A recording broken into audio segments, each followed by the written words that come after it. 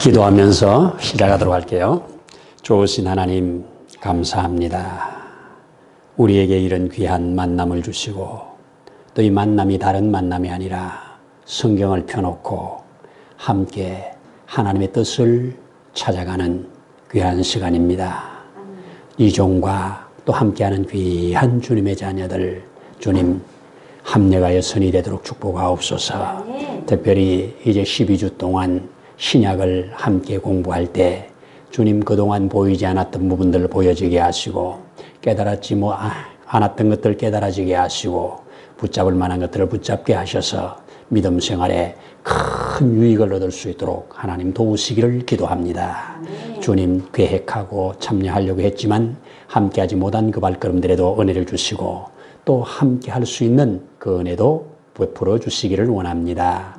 오늘 이제 시작하오니 주께서 선히 역사해 주시옵소서. 모든 것을 주의 손에 의지하며 예수님 이름으로 기도드립니다. 아멘. 아멘. 할렐루야. 감사합니다. 일과를 펴셔서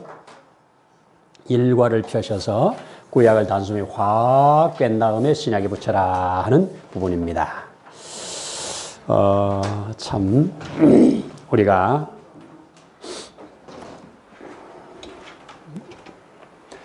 조금 물리니까 우리가 가지고 있는 이 성경이 그리 만만한 책이 아니에요. 그죠? 성경 많이 읽어도 만만하지 않아요. 왜 만만하지 않냐? 이 성경이요, 이 지구촌에 있는 제일 긴 역사를 품고 있어요. 이 성경이 품고 있는 역사가 자그마치 4,000년이에요. 4,000년이라는 역사를 품고 있어요. 4,000년의 역사를 품고 있는데 지역이 조금 이따 이제 나오겠습니다만 3개 대륙에서 기록했어요. 아시아, 유럽, 아프리카. 3개 대륙에서 기록을 했어요. 4,000년의 역사를 품고 기록하는데 걸린 기간이 자그마치 1600년이에요. 1600년이라는 세월 속에 약 40명의 저자가 각각 자기 시대를 살면서 그 직업도 얼마나 다양해요. 왕도 있고 의사도 있고 농부도 있고 목동도 있고 뭐 별별 사람들이 다 있는데 기가 막히게 다 기록해놓고 하나로 모아보니까 하나의 얘기라는 거예요. 아멘. 이야, 이거 기가 막힌 드라마예요, 이게. 그런데 그동안에 우리가 하나로 보는 연습을 안 했어요. 그리고 생각을 못 해. 그래서 이제 그 작업을 우리가 하면서 어쩌냐게도 어려서부터 신앙생활하고 지금 상당히 규모가 있는 교회에 고등부 교사를 하고 계시는데 누가 소개로 저녁에 성경 공부를 들어오셨어요. 끝나고 나서 큰 숲을 드디어 보이는 듯 합니다. 1시간 했는데 그동안에 단편적으로 보이던 것들이 숲을 통해서 뭔가 보이는 듯 합니다. 앞으로 너무 기대가 됩니다. 근데 한 번만에 막 달려가니까 너무 커가지고 다음 주부터는 화요일 날 저녁에 공부하고 한 번 더 수요일 날 낮에 와서 공부하고 싶습니다. 2번 오는 건 내가 등록금 안 받는다고 그랬어요. 그렇게 공부를 하겠다고 그런 분도 계십니다. 어쨌든 제가 지금 2012년부터 공부를 하고 2013년부터 이 강의를 시작해가지고 만 10년을 쉬지 않고 달려왔습니다.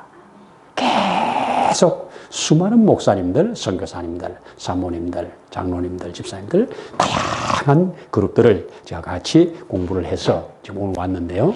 오늘 이제 구약부터 했으면 꼭 오고 싶은데 신약부터 해서 나중에 구약할 때 다시 할게요 하는 분도 한두 분 계시고 그래서 상관없어요. 신약에도 구약에도 아무 상관없어요 해도 우리 선입관념에 구약부터 그래도 해야지 이런 분들도 계시더라고요. 그래서 오늘은 이 첫 시간이 왜 중요하냐. 구약을 단숨에 확 깨버릴 거예요. 구약을 하나의 얘기로 쫙 깨버릴 거예요. 그런 다음에 신약과 구약의 중간이 있어요. 400년이에요.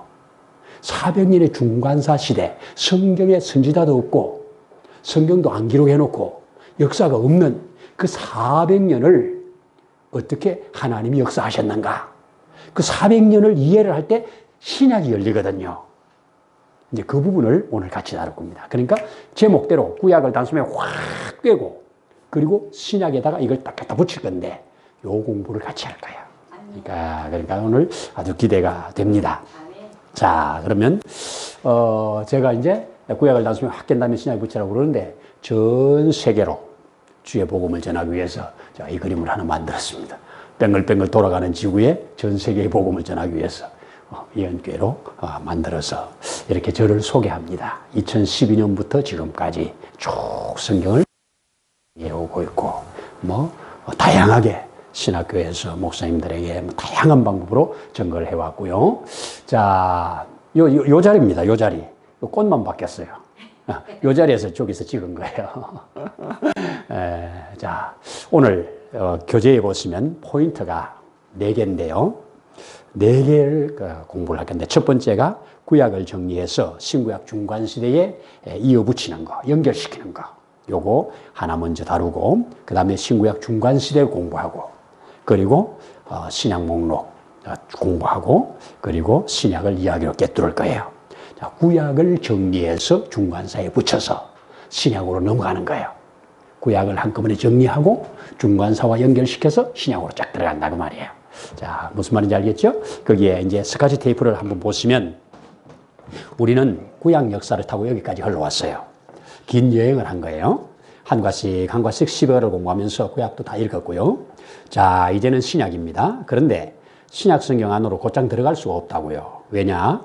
구약이 끝나는 말라기 약 430년경이거든요. 와, 예수님이 오시는 사복음서 BC 4년에서 5년 사이거든요. 흔히 약 400년의 시간, 세월이 그 사이에 있습니다. 이 400년 세월을 모르면 신약을 이해하는데 좀 장애가 생겨요. 그래서 우리는 400년 신구약 중간시대를 거쳐서 예수님의 생애로 들어가려고 하는 겁니다. 그러면 400년 중간시대를 금방 공부할 수가 있는가? 그것도 아직 아니에요. 그럼 뭐 해야 하나? 신구약 중간시대를 어떤 관점으로 이해할 것인가 하는 것을 정리할 겁니다. 자, 그래서 오늘 신약 공부 입문하면서 먼저 4가지 포인트죠. 첫째 구약 총정리하고 둘째 중간시대 공부하고 셋째 신약 목록 27권 있죠. 목록 정리하고 그 다음에 신약을 하나의 이야기로 쫙 꿰나가는 이런 시간을 가지게 될 겁니다. 자, 그래서 첫 번째 이제 이 포인트를 보시고 지나가는데 포인트를 이렇게 정리하고 지나가는데 자, 12개 제목을 먼저 우리 구약 12개 제목 구약을 지금 공부 안 한 분들 12개 제목인데 제가 요거 특별히 만드는 그림인데요. 요 파란 요걸 이 세상이라고 표현을 했어요. 이 세상이고 여기에 임금님 왕자를 갖다 놨어요. 자, 임금 왕자를 제가 한문을 공부하면서 깨달은 임금 왕자는 어떤 게 임금 왕자냐? 하나가 있으면 하늘이에요. 둘이 있으면 땅이에요. 가운데 뭐가 하나 들어가면 삼이 돼요. 삼라만상이 돼요. 근데 삼라만상, 하늘과 땅 사이에 가로막혀 있는 게 이 세상이에요. 근데 이거를 하늘로부터 쭉 뚫고 내려오신 분이 예수님이에요. 그래서 예수님은 왕 중의 왕이에요. 제가 그렇게 이해를 해요. 그런데 여기다가 딱 점을 하나 딱 불똥주, 그 점을 하나 딱 갖다 주면 생명의 주가 되잖아요. 그죠? 주인주, 생명의 주가 되는 거예요. 그래서 왕이에요. 그래서 구약의 핵심 주제가 뭐냐? 하나님은 왕이시다. 신약의 핵심 주자도 하나님은 왕이시다. 그래서 왕이신데, 그래서 여기에 구약 1과는 구약 목록 이야기로 확 꿰뚫으라. 첫 시간에 구약을 이야기로 확 꿰뚫는 걸 작업을 하고, 그리고 이제 여기에다 번호를 갖다 놨는데, 여기는 다 왕입니다, 왕. 그래서 여기는 다 왕이에요. 가운데가 왕이에요. 이거 없으면 왕자 아니잖아요. 그죠? 그래서 왕인데, 여기는 아담이 왕. 그죠? 그래서 아담, PhD 논문으로 왕되다 하는 창조를 이때 배웁니다. 그리고 여기는 그런데 진짜 왕은 나야 하면서 선악과를 이때 배웁니다. 선악과를. 그렇지만 진짜 왕은 나야. 그리고 여기에는 다윗, 너는 내 마음이 아픈 모델 왕이야 하는 겁니다. 왕이죠? 근데 여기는 뭐냐? 왕은 안 나타나. 그런데 무너졌던 깨어졌던 유다 나라가 다시 회복이 되는 과정에 그래서 성전이 재건되고 성경 공부로 부흥운동이 막 일어나. 이게 하나님이 배후에서 역사하는 거죠. 그래서 이게 그겁니다. 그래서 여기다 딱 하고 이제 가요로 번호를 갖다 놨는데 12관은 여기서 도르는 거예요. 하나님의 나라가 올 것 같은 예감이 들지 않는가 하면서 말라기까지 공부하는 겁니다. 그렇게 이해를 했어요. 자, 그래서 다시 여기 보면 여기에 아담 PhD 놈으로 왕되다. 그렇지만 진짜 왕은 나다. 세계사 속에 내 나라 이스라엘을 세우겠다. 그리고 여기에는 이제 나라를 세웠으니 법도 주고 영토도 주겠다. 그리고 이쪽으로 내려와서 모델이 되려고 나라를 만들었는데 엉망이 돼버렸네. 사사기. 엉망된 상황. 그런데 다윗 너는 내 마음이 아파 모델 왕이야. 근데 모델 왕을 세워놨는데 다윗의 길로 안 가는 왕들이 생겨나. 그래서 다윗의 길로 안 가고 여로보암의 길, 아합의 길로 가는 왕들아 하고 선지자들이 일어나. 그 선지자들이 일어나니까 요 선지자들이 예언한 내용이 뭐냐? 예언의 내용이 뭐냐? 내가 예언하는데 너희는 아수르, 바벨론에게 망한다 하는 거 얘기예요. 그래놓고 여기 가서 그렇다고 바벨론 너 까불지 마. 너도 망해. 그런데 하나님의 나라는 재건되어서 성전은 세워지고 성경 공부, 부흥운동은 막 일어나. 그러다가 이제 그분이 가까이 올 것 같은 예감이 들지 않는가. 마지막에 말라기가 엘리야가 오시리라. 엘리야를 보낼 거다 하면서 구약의 문을 닫는. 그래서 이렇게 딱 정리를 제가 한 겁니다. 이렇게. 네. 정리를 이렇게 딱 하면 12과까지 딱 정리가 된 거예요. 여기 바로 구약을 12개 공부를 이제 여러분들 지금 구약을 공부를 안 했으니까 구약을 공부를 했으면 너무 쉬운데 구약을 안 한 분들은 뭔 얘기인가. 그래서 그냥 1번 뭐 2번 뭐 이렇게 해서 12번까지 해놓으면 이해하기 어려워요. 근데 이렇게 그림을 딱 하나 해놓으니까 이미지가 쉽다. 그 얘기를 하는 겁니다. 자, 그리고 이제 요렇게 해서 12과만 같이 제가 공부를 같이 해보고, 요게 이제 구약 내용이고요. 자, 넘어가면, 자, 이제 오늘 첫 번째 포인트. 구약을 정리해서 신구약 중간시대에 연결하는 거 할 건데, 제일 먼저 구약 확 깨기를 할 거고요. 구약 끝을 신구약 중간시대에 이어붙이는 작업을 할 거예요. 근데 우리 교재로 들어가서 이제 보시면, 자, 먼저, 이거 보세요.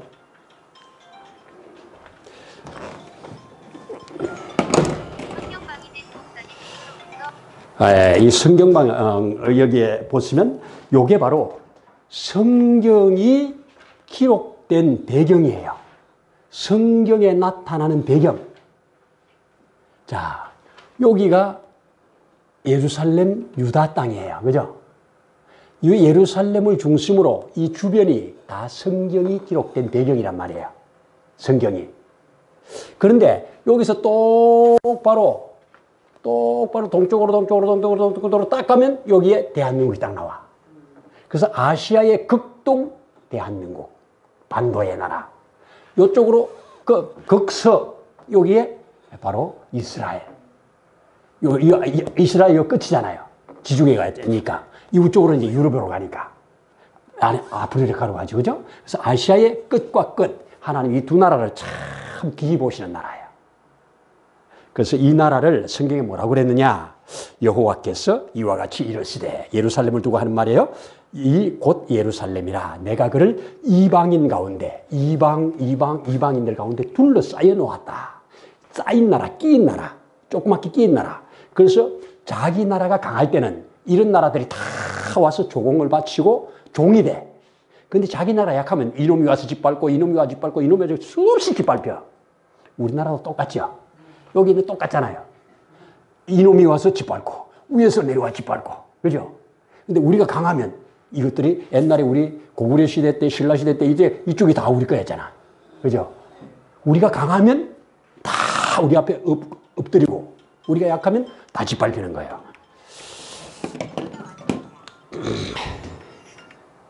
성경 공부 중입니다. 바로, 그러니까 이 참 끼인 나라, 아주 힘없고 연약하고 작은 나라지만 하나님이 함께할 때 어마어마한 역사를 일으킨 것이 바로 다윗 왕국 때나 솔로몬 왕국 때란 말이에요. 그죠? 그래서 우리나라가 작지만 하나님이 함께하는 나라예요. 이거는 내가 짧은 시간 살아봐도요, 너무너무 확실해. 이승만 대통령이 나라 세울 때 근간을 뭘로 했느냐? 기독교 입국론이라는 책을 감옥에서 썼다고요. 기독교 입국론. 그게 핵심 구절이 시편 33편 12절이에요. 시편 33편 12절이 뭐예요? 여호와를 자기 하나님으로 삼았나라. 곧 그 백성은 복이 있도다. 이거 말씀을 딱 은혜를 받고 우리나라가 하나님의 백성들로 이 나라가 채워진다면 이 아시아의 조그만 나라가 영국을 넘고 미국을 넘어 전 세계에 복을 주는 나라가 될 거다. 옛날에는 이스라엘이 그렇게 쓰임받은 것처럼 우리도 그렇게 될 거다. 이렇게 했던 거예요. 참 대단한 나라입니다. 그런데 요것을 이제 조금 더 확대를 시켜볼게요. 지금은 전 세계 그림이잖아요. 우리나라 지도는 여러분 부동산에 가거나 어디 가거나 우리나라 지도는 교과서에 나오는 지도는 절대 이렇게 안 나옵니다. 얘가 저쪽에 가 붙어요. 우리나라가 가운데 있는 거예요. 그죠? 모든 세계 사람들은 세계 지도를 그릴 때 자기 나라가 가운데 있는 거예요. 우리나라가 여기 가운데 있으려면 얘가 일로 가면 가운데잖아요. 그죠? 그렇게 되는 겁니다. 이 둔 거니까. 그래서 요거는 이스라엘을 중심으로 했기 때문에 이스라엘 가운데야. 이해되죠? 자, 요 나라인데 요걸 이제 조금 확대를 시켜볼게요. 확대를 시켰더니 이제 요만큼 된 거예요. 그래서 아까 제가 말한 것처럼 유럽, 아시아, 아프리카의 3개 대륙에서 성경이 기록됐다. 성경의 배경 무대. 그죠? 이해됐죠? 자, 요걸 이제 더 확대시킬게요. 요걸 확대시키면 요렇게 된 거는 겁니다. 자, 조금 전에 요걸 확대시키면 어떻게 돼요? 요렇게 되는 거예요. 오늘날. 이렇게 확대된 거예요. 자, 그러면 이게 고대의 지도인데 오늘날은 이런 나라에 어느 나라들이 자리 잡고 있는가 볼만하죠.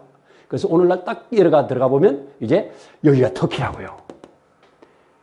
터키는 성경의 시작과 끝이에요. 왜 터키가 시작이 있냐고요?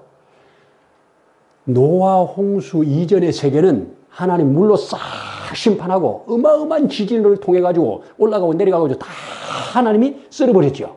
그런 다음에 다시 땅이 올라오고 내려가고 하면서 땅이 재판됐잖아요. 그러니까 에덴 동산이 어디 있는지 잘 몰라 우리는. 그죠? 다 내려가고 올라가고 하면서 융기작용이 새로 일어났으니까. 그래서 새로운 세상이 만들어져서 그 새로운 세상에 첫 발을 내디던 땅이 노아가 배에서 내린 땅이 아라라산이란 말이에요. 그 아라라산이 바로 이 터키 요쪽에 있거든요. 터키에. 아라라산이에요. 그런데 요한계시록을 기록하면서 요한아 내가 본 것, 들은 것 이것을 너가 기록을 해서 에베소 교회, 스무나 교회, 버가모 교회, 두아디라 교회, 사대 교회, 라오디아 교회 보내라 그러죠. 7교회 보내라 하는 게 그 7교회가 전부 다 터키에 있어요 지금. 그렇죠? 그래서 터키가 바로 너무나 중요한 땅이에요 여기가. 사도 바울이 1차 전도 터키 땅이에요.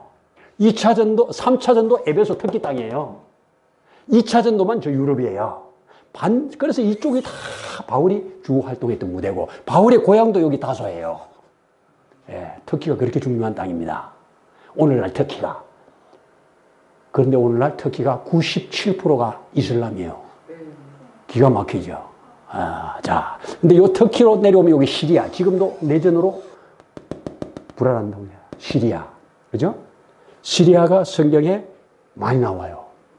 그리고 여기 이제 이라크. 여기 뭐 걸프전이잖아요. 걸프만이니까. 이라크. 옛날에 이게 전부 바벨론 땅이었잖아요. 그죠? 그래서 이쪽으로는 이란. 여기에는 이제 사우디. 여기 요르단. 성경 요르단. 광야 38년이 요르단이에요. 그렇죠? 그래서 여기에 이제 내려오면 이집트. 그 유구한 이집트. 나일강이 젖줄이 돼가지고 살리는 이집트. 이게 지금 성경이 기록된 배경이에요. 모세 이집트잖아요. 요셉 이집트 내려갔었잖아요. 모세가 이집트 왕자로 크면서 거기에서 배운 학문을 가지고 성경을 기록했잖아요. 그죠? 그게 모세 오경이잖아. 그렇죠? 사도 바울 여기 사람이고. 그렇죠?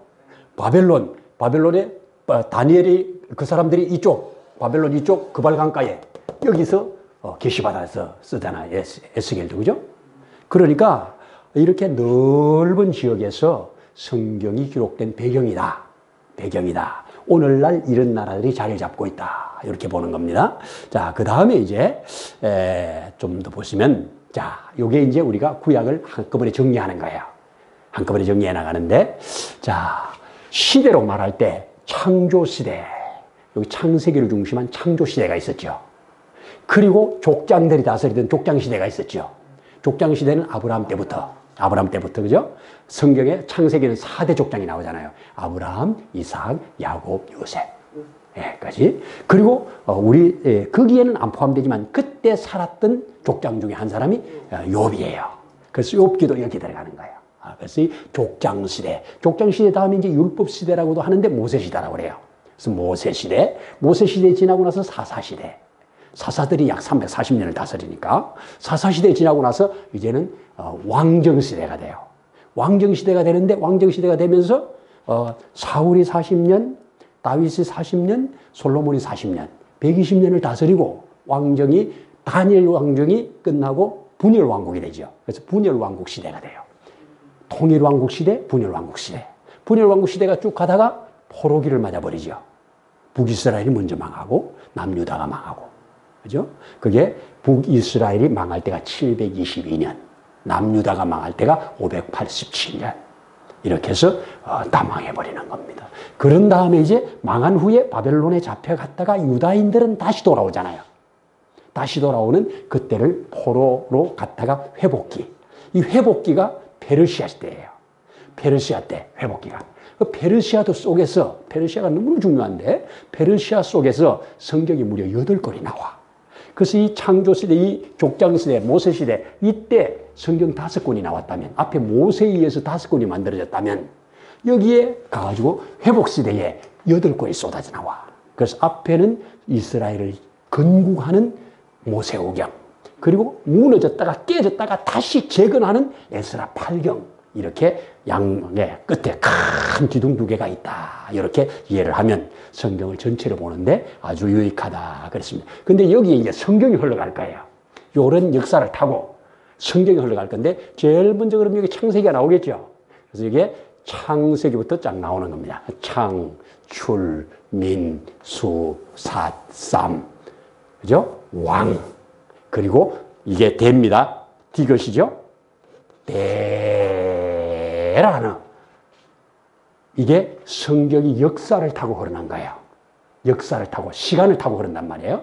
자, 창세기가 품고 있는 역사가 2000년이 넘어요. 창세기가 요셉 때까지니까, 요셉이 죽을 때까지니까, 그죠? 천지 창조부터 요셉이 죽을 때까지니까 역사가 얼마나 길어요. 자, 그런 다음에 출애굽기는 역사를 모세가 태어나면서 출애굽이에요. 그죠? 모세가 출애굽기는 어디까지 가느냐? 모세가 태어나서 80세에 성막 짓는 데까지가 모세 출애굽기예요. 그러니까 출애굽기는 80년을 안고 있다. 그죠? 80년. 그러면 민수기는 얼마를 안고 있느냐? 광야 40년. 광야 40년을 안고 있는 거예요. 그죠? 여호수아는 얼마를 안고 있느냐? 정복 한 7년 정도 걸리고, 그리고 여호수아 죽을 때까지 한 7년 해서 14, 15년밖에 안 돼요. 여호수아. 그렇게 길지 않아요. 그런데 이놈의 사사기가 엄청 길어. 사사기가 340~50년을 길어. 어마어마한 시간을 품고 있어요. 12사사들의 이야기. 그 다음에 이제 사무엘 사기는 다윗 시대, 다윗이 왕되는 거. 다윗 시대, 그렇게 품고 있고, 열왕기가 또 길어요. 왜? 열왕기는 솔로몬 때부터 해가지고 저 남유다 망하는 데까지니까 여기가 꽤 긴 역사를 품고 있습니다. 이게 시간을 타고 흘러간단 말이에요. 그런데 이게 동그라미가 역사서예요. 그런데 대는 왜 이렇게 기냐? 대는 왜 이렇게 기냐? 대는 아담 때부터 여기에 포로 회복 때까지, 고레스가 칙령 내릴 때까지가 이 역대기가 다 포함하고 있는 거예요. 역대기가 어마어마한 책이에요. 우리 성경에도 길지만 이렇게 많은 역사를 품고 있는 게 역대기입니다. 나중에 이제 공부하다 보면 역대기를 왜 기록했는가를 자세히 이제 볼 때, 와, 하고 이제 우리가 감탄을 하게 되죠. 그리고 이제 에스라도 시간을 타고 흘러가는 거죠. 그리고 느헤미야가 구약의 마지막에 역사로서는 마지막이에요. 아니, 말라기가 마지막이라. 말라기는 선지서고, 역사로서는 요게 동그라미는 다 역사예요. 그래서 역사서가 17권이에요. 역사기가 17권이에요. 근데 17권인데 큰 동그라미는 10개예요. 7권은 어디 갔냐? 7권이 어디 갔냐? 1권, 2권, 3권, 4권이네? 그럼 3권은 어디 갔나? 3권은 어디 갔냐? 여기에 1권 숨었다, 그죠? 여기에 1권 숨었다, 그죠? 요 대에도 1권 숨었죠? 상하가 있으니까. 이해되셨죠? 그래서 17권의 역사를 타고 흘러가는 겁니다. 그런데 얘는 역사가 아니야. 하나님으로부터 받은 법문이니까 역사가 아니에요. 얘도 모세가 설교하는 거니까 법문이, 그죠? 역사가 아니죠. 모세가 한편 설교한 거니까. 얘 룻기는 한 룻의 이야기잖아요. 역사를 타고 안 흘러가. 왜? 사사기 시대에 있었던 한 룻 얘기니까. 이렇게 되고, 에스더는 이 에스라보다 물론 좀 앞이에요. 앞이지만 여기에 한 사람, 에스더로 인해서 생겨진 불임절 얘기잖아요. 그래서 역사를 타고는 흘러가지 않아. 그래서 17권의 역사서가 이렇게 흘러간다. 구약이. 이해됐죠? 자, 그러면 이렇게 됐는데, 여기에 욥기. 족장시대에 살았던, 동방에 살았던 한 사람 얘기잖아요. 그래서 여기다 갖다 놓고. 그리고 여기 시편은 사무엘이, 이 사무엘 상하에 나오는 다윗이 시편의 절반 썼어요. 그래서 시를 여기다 갖다 놓은 거예요. 그래서 사무엘 상을 읽으면서, 하를 읽으면서 시편을 그때그때 읽는 거예요. 한 덩어리란 말이에요. 그러면 잠언전도 아가서를 왜 여기다 갖다 놨느냐? 솔로몬이 잠언전도 아가서를 기록했잖아요. 그죠? 잠언전도 아가서는 솔로몬이 기록했으니까, 솔로몬은 열왕기니까.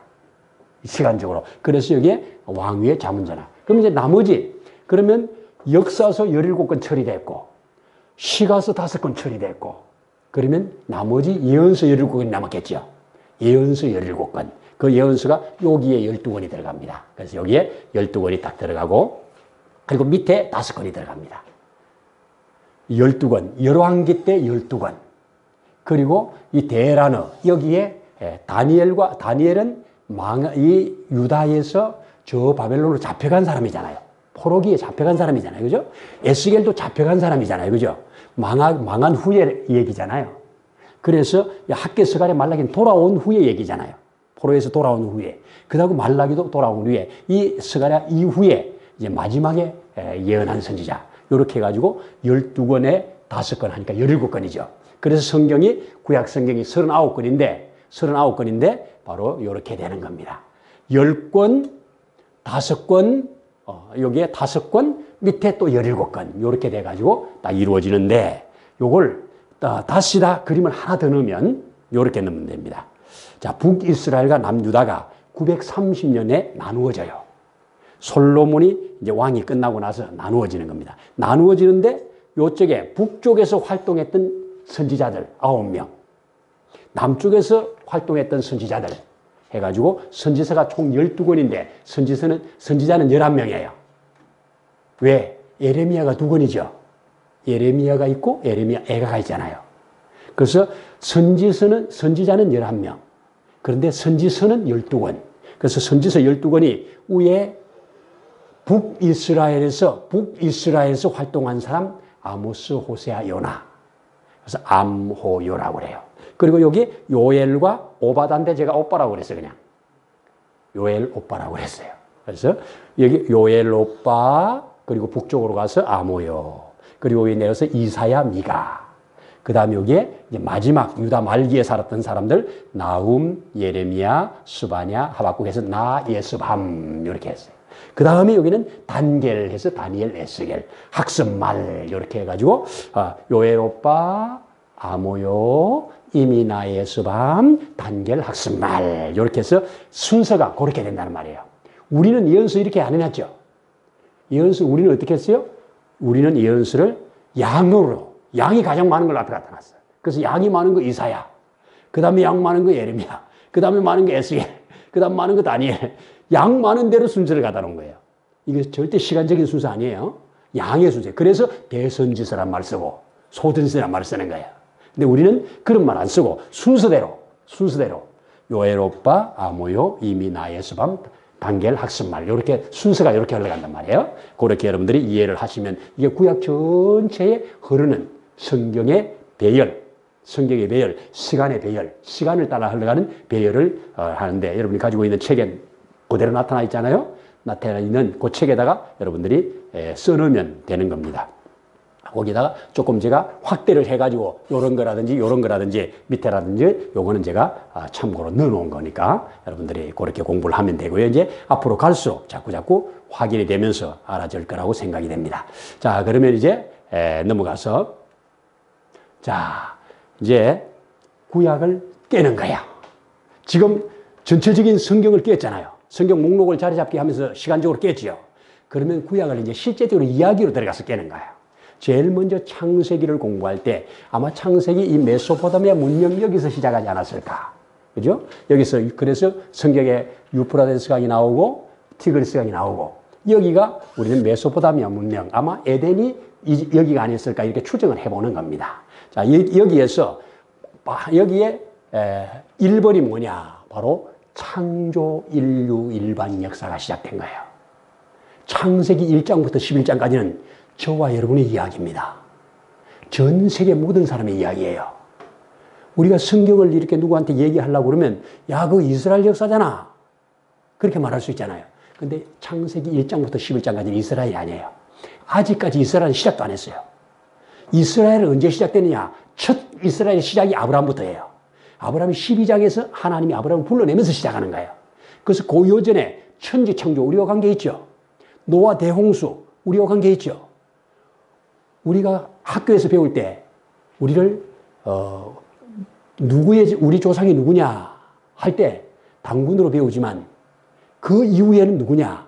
족을 말할 때 무슨 족이라고 그래요? 셈족이라고 그러잖아요. 우랄 알타에게 셈족이라 이런 말이에요. 그 셈이 누구냐? 노아의 아들이에요. 노아의 세 아들 있잖아요. 함, 셈, 야벳. 근데 그 중에 셈의 하나님을 찬양할지라 해서 셈이 받은 영적인 축복이에요. 그래서 셈족이 하나님을 경외하는데 탁월해서 모든 세계적인 종교 지도자들은 다 셈족에서 다 나와요. 하나님께 받은 축복이에요. 야벳은 물질에 창대한 복을 받고요. 함은 저주를 받아가지고 종의 종이 되는 이런 걸 보잖아요. 그게 지금 세계 역사를 이루고 있는 겁니다. 우리의 역사죠. 우리 역사예요. 그래서 창세기 1장부터 11장까지는 크게 4개인데 창조, 그리고 창조에 타락하니까 대심판. 대심판 후에 다시 저들을 구원해내는, 그죠? 노아 방주를 지어서 구원해내는. 그 다음에 바벨탑. 이렇게 흘러가는 겁니다. 이게 바벨탑 때문에 우리 언어가 흩어졌잖아요. 우리와 관계 있는 거죠. 이렇게 흘러가게 되고, 그 다음에 이제 12장에 가서 하나님이 이 세계가 대홍수로 싹 쓸고 다시 시작했는데도 또 바벨탑을 쌓고 엉망이 되는 거예요.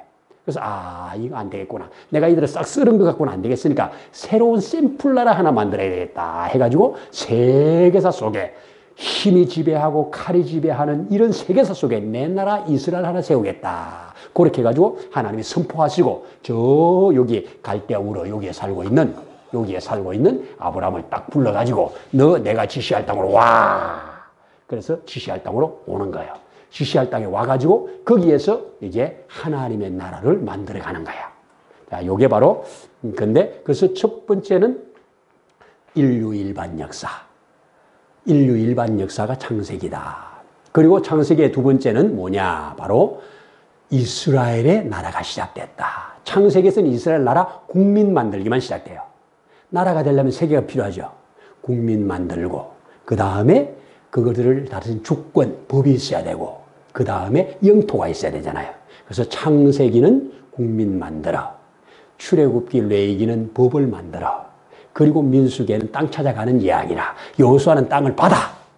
요게 하나님 나라를 만들어가는 과정이다. 그렇게 보시면 되는데, 자, 그래서 요게 이제 두 번째 바로 이스라엘의 국사가 시작되고, 요게 창세기 12장부터 50장까지예요.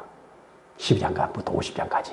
자그마치 215년이라고 하는 긴 기간을 팔레스타인에 살다가 요셉을 이집트로 보내고 요셉과 함께 이집트로 내려가서 요셉이 죽을 때까지 이야기입니다.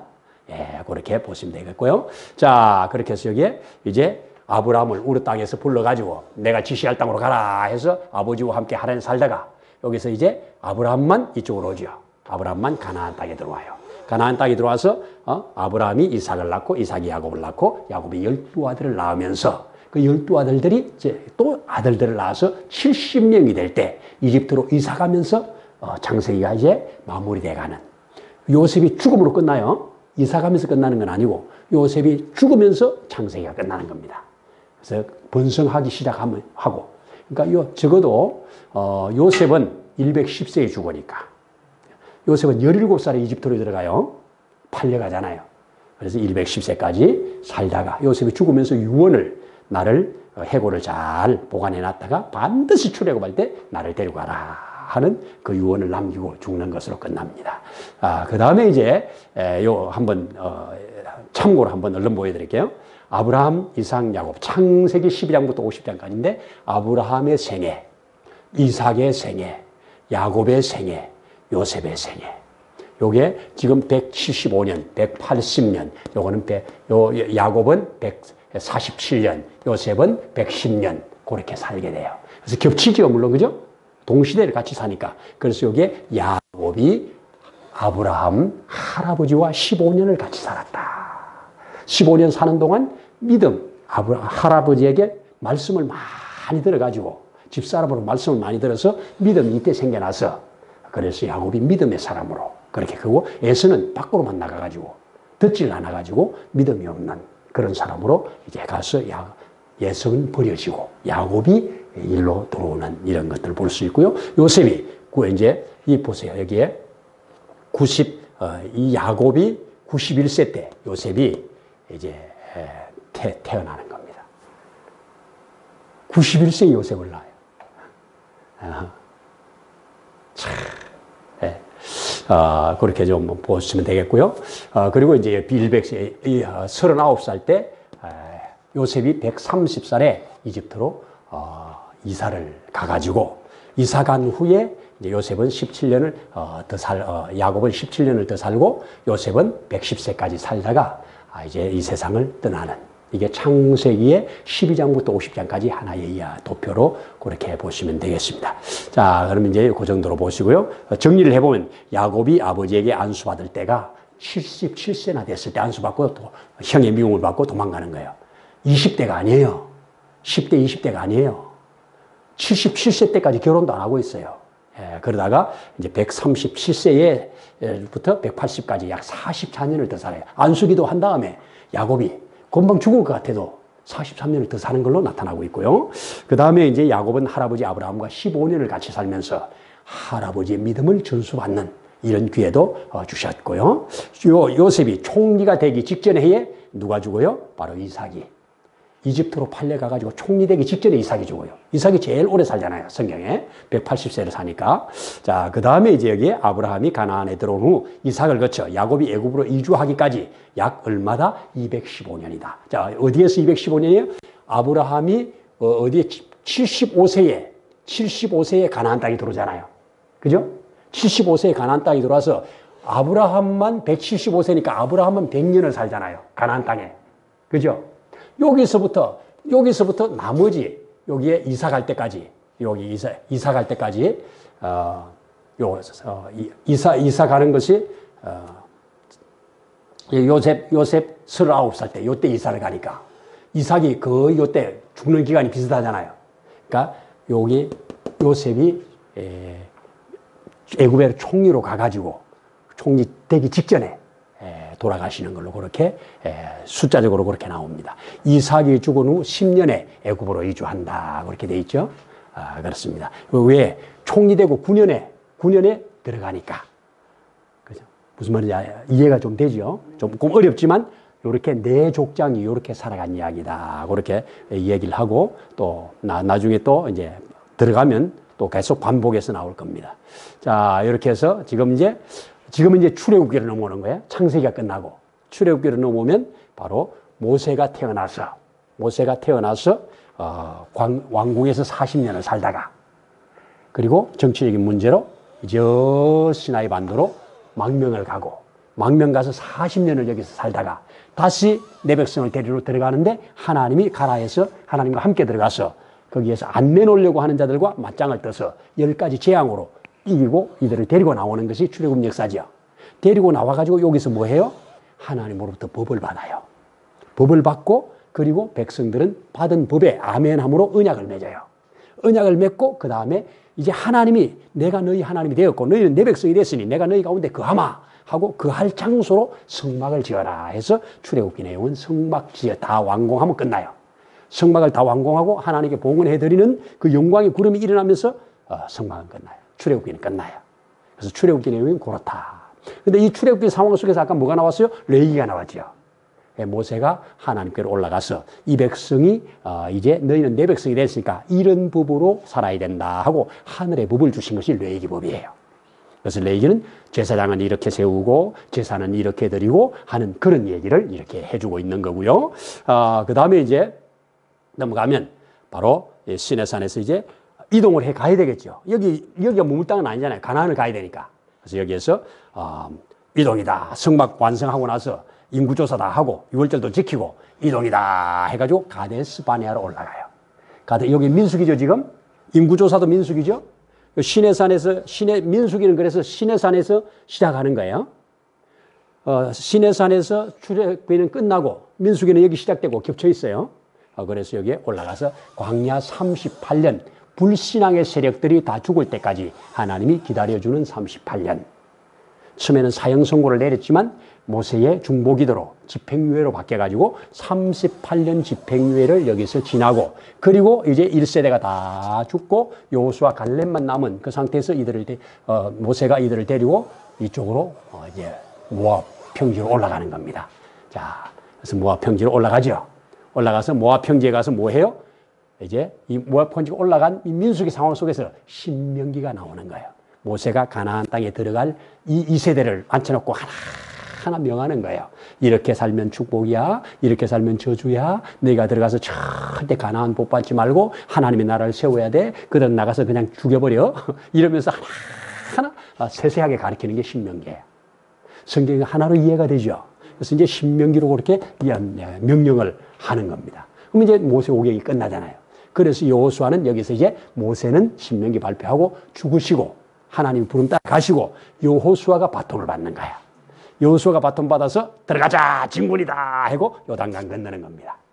요단강 건너서 길갈에 가서 이제 기념비도 세우고 할례도 행하고 그리고 하나님의 도우심으로 여리고를 점령하고 여리고 점령하고 남쪽 점령하고 북쪽 점령하고 다 점령해서 땅 분배까지 다 하는 거.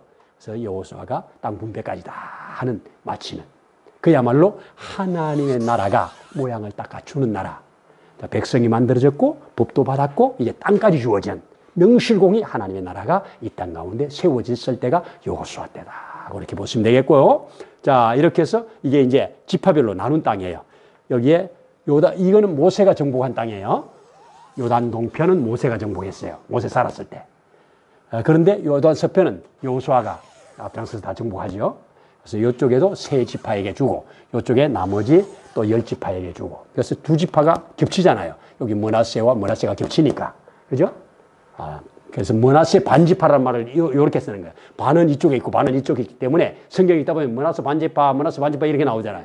그래서 이쪽에도 있고 이쪽에 있기 때문에 그렇습니다. 그래서 러우간 므낫세 아셀 랍서불릿 므낫세 단 베냐민 유다 안에 심몬니라 이렇게 딱 눈 감고 이렇게 짚으면서 어느 지역에 어느 단이 있는지 딱 아는 거예요.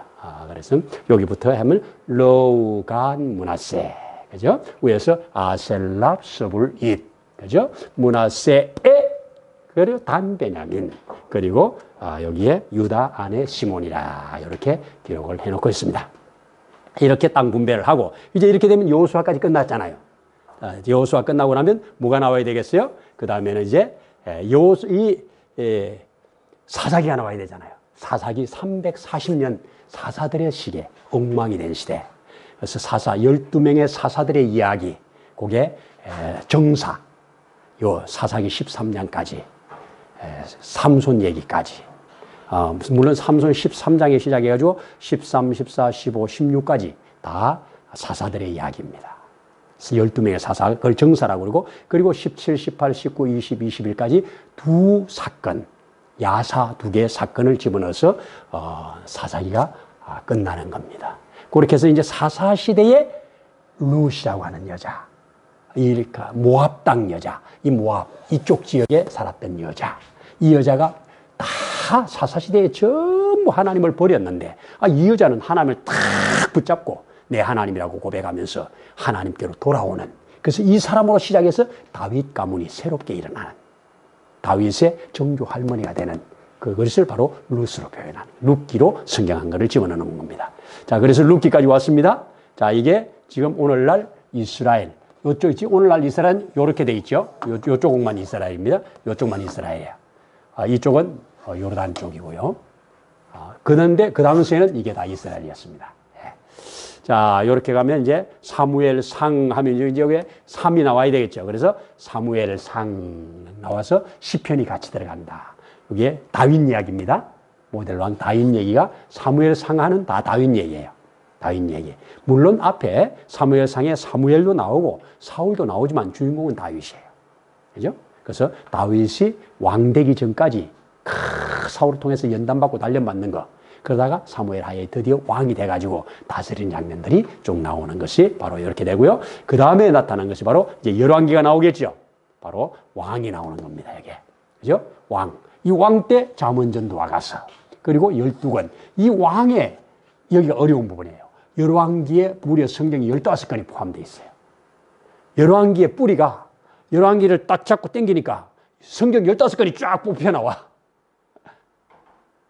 그렇죠? 그렇게 뽑혀 나오는 겁니다. 여기 15권이 바로 여기에 12권이 요것들이에요. 이렇게 색깔을 달리 준 것들이 북이스라엘. 빨간 거는 남쪽 유다. 그렇게 여러분들이 보시면 되겠고요. 여기 그래서 잠언전도와 가서 여기로 올라가고 열왕기 상하가 여기로 가니까 12권이 여기로 가니까 이렇게 딱 정리가 되는 겁니다. 자, 그 다음에 이제 보세요. 자, 이제 왕정시대 때 북이스라엘이 아수르한테 꽉 망하는 거. 722년도에 북이스라엘이 아수르한테 망해버리는 거. 그 다음에 남유다도 이제 남유다, 조그만 남유다는 바벨론에게 꽉 망하는 거. 여기서 587년도에 망해버려요. 망해버리고 이제 포로로 잡혀가가지고 여기에서 포로 생활을 하게 되는 거죠. 그 포로 생활해서 그래서 여기에 무대가 A와 B가 생기는 거예요. 여기에는 주로 예레미야가 활동하고 여기에는 다니엘과 에스겔이 활동하는 두 무대가 생겼다 하는 것 볼 수가 있고요. 그 다음에 이제 나타나는 부분이 바로 에스라. 이거는 이제 포로 기한 후에 일어나는 일인데요. 자, 1차 귀환 때 스룹바벨과 예수아가 돌아오는 거예요. 스룹바벨과 예수아가 돌아오고 이때 성전 재건하다가 중단됐잖아요. 중단된 것을 다시 일으키려고 하나님이 보낸 선지자가 이때 학개스가랴예요. 학개스가랴의 메시지를 듣고 다시 성전을 재건하게 되고요. 그 성전 재건한 후에 한 60년쯤 지났을 때 이쪽에서 에스더 사건이 발생하는 거예요.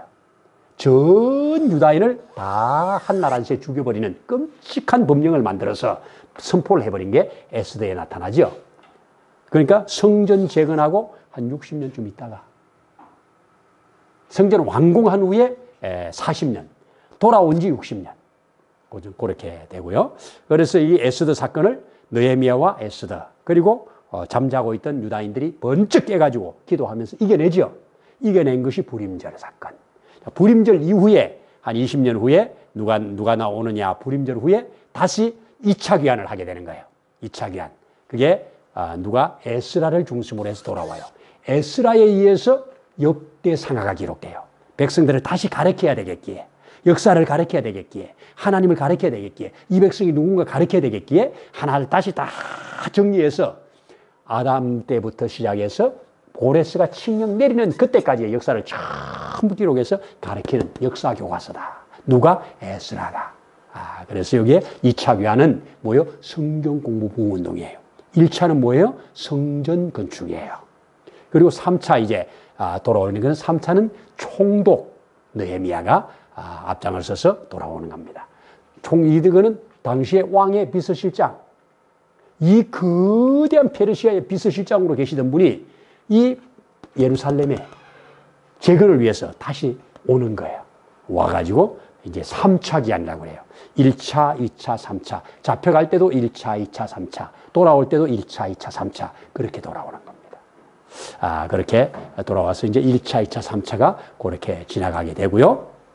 자, 그 다음에 이제 보시면 자, 이렇게 해서 창출레민sit, 창출민수사삼왕 대하고 여기에 다니엘 에스겔로 라로 가야 되고 학개스가랴 여기에 너 가서 말라기까지 이렇게 해서 구약이 끝나는 거예요.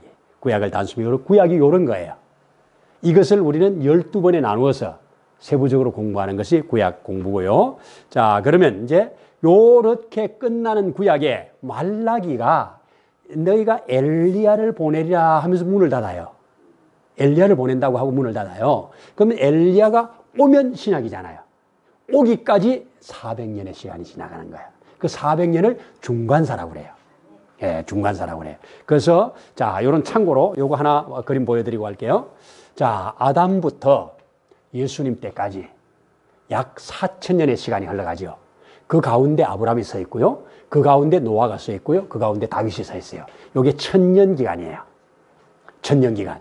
그래서 여기에 아담, 예수님까지 약 4000년의 시간이 흐르는 중에 2000년 가운데 서 있는 게 성경에는 창세기 아브라함이잖아요.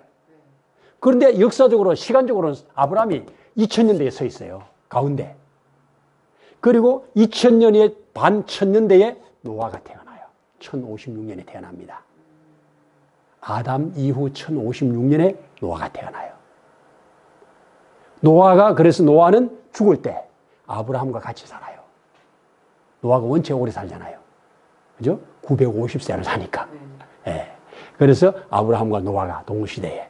근데 이제, 그리고 이제 여기 아브라함 이후 예수님 때까지 또 한 2000년 지나가는데 그 1000년 사이가 바로 다윗이 이때 태어나는 겁니다.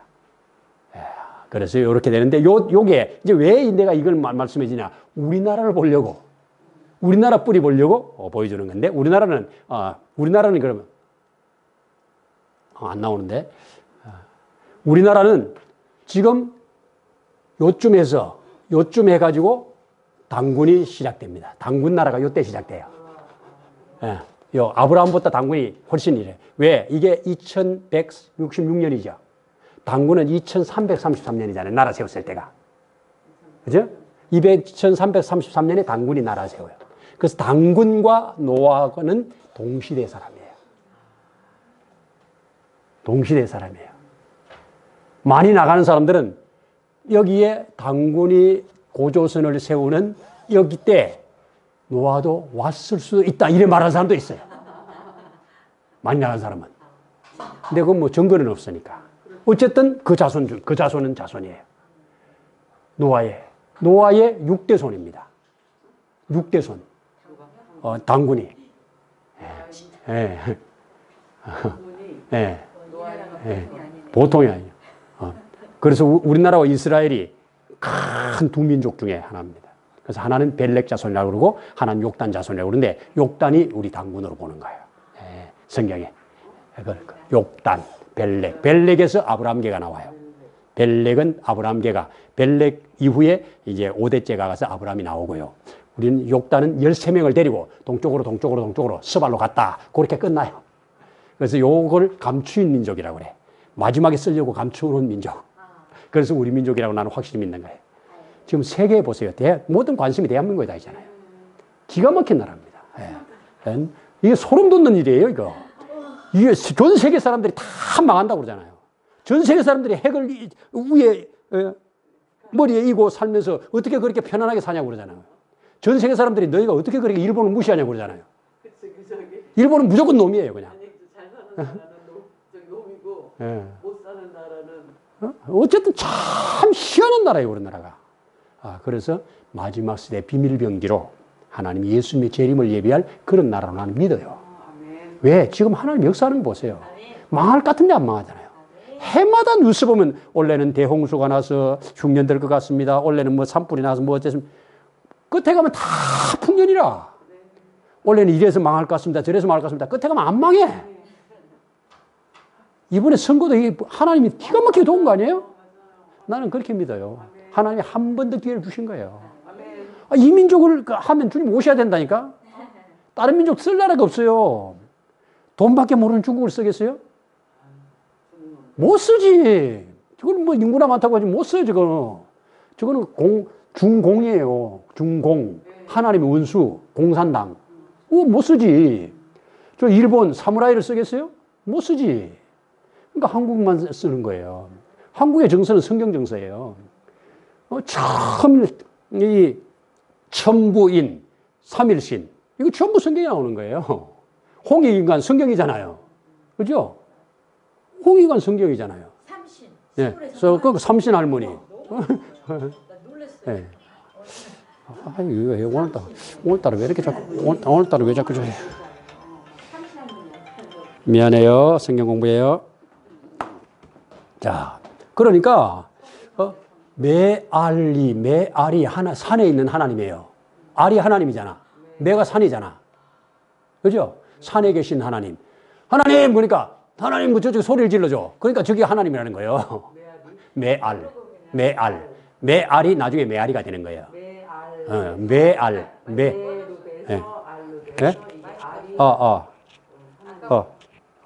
꺼져서 상관없는데, 얘는. 왜 꺼졌지? 약이 다 됐나?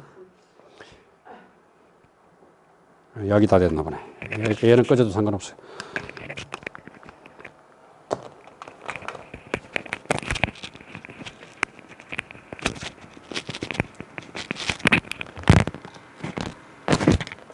얘 하나는 녹화용이니까 얘는 써야 돼. 네. 자, 그래서 알은 하나님이니까 우리나라의 최고의 노래가 아리랑이 찬송가라는 거예요. 알이랑. 알은 하나님이요, 이랑은 함께니까. 그런 것만 가지고 제가 8시간을 강의했어요. 자, 어쨌든, 이런 역사들이 있다 하는 걸 보시고, 다시 한번 이거는 아까 보여드렸던 거니까 지나갈게요. 자, 이렇게 해서 중간시대. 이제 구약을 띄었어요. 중간시대는 우리 교과서에 가서 보면 안경 2개를 써야 돼요. 중간사를 보려면 안경을 써야 돼요. 안경을 어떤 걸 쓰냐에 따라서 세상이 달라 보여요. 빨간 안경 쓰면 세상이 빨갛게 보여요. 그렇죠? 중간사를 딱 들어가서 안경을 써야 되는데 중간사의 안경이 2개예요. 하나는 뭐냐? 중간사의 모든 역사는 세계사를 향하고 있다. 그래서 이 중간사가 세계사를 향하고 있는 거예요. 유대인을 벗어났어요.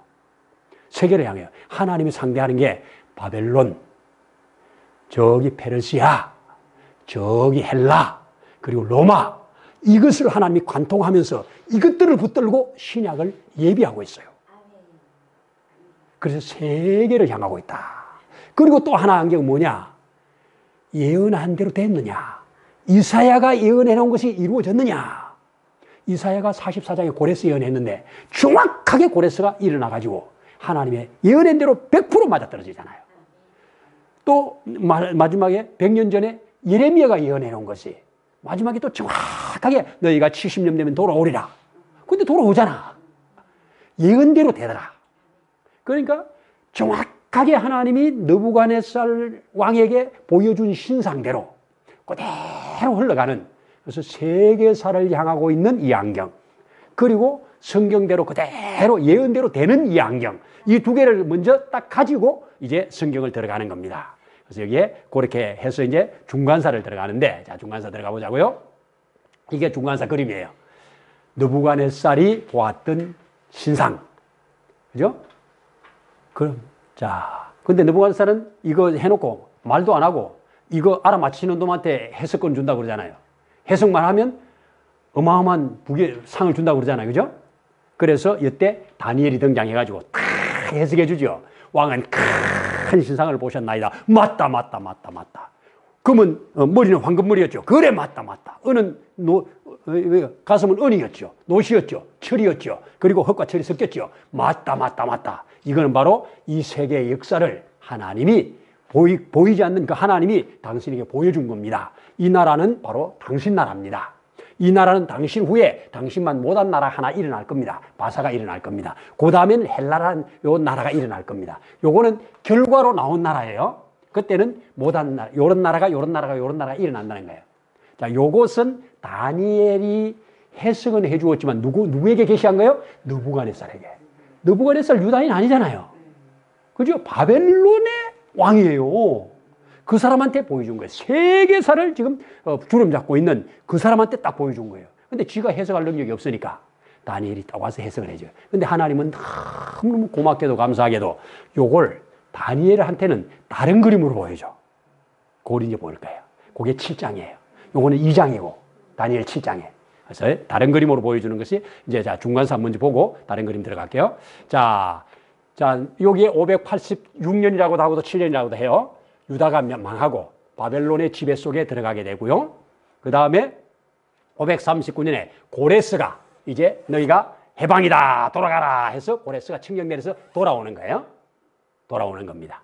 그래서 이게 605년도부터 잡혀가기 시작해가지고 538년까지, 그때 539년 이때 이제 바사가 칙령 내려가지고 538년도에 돌아오니까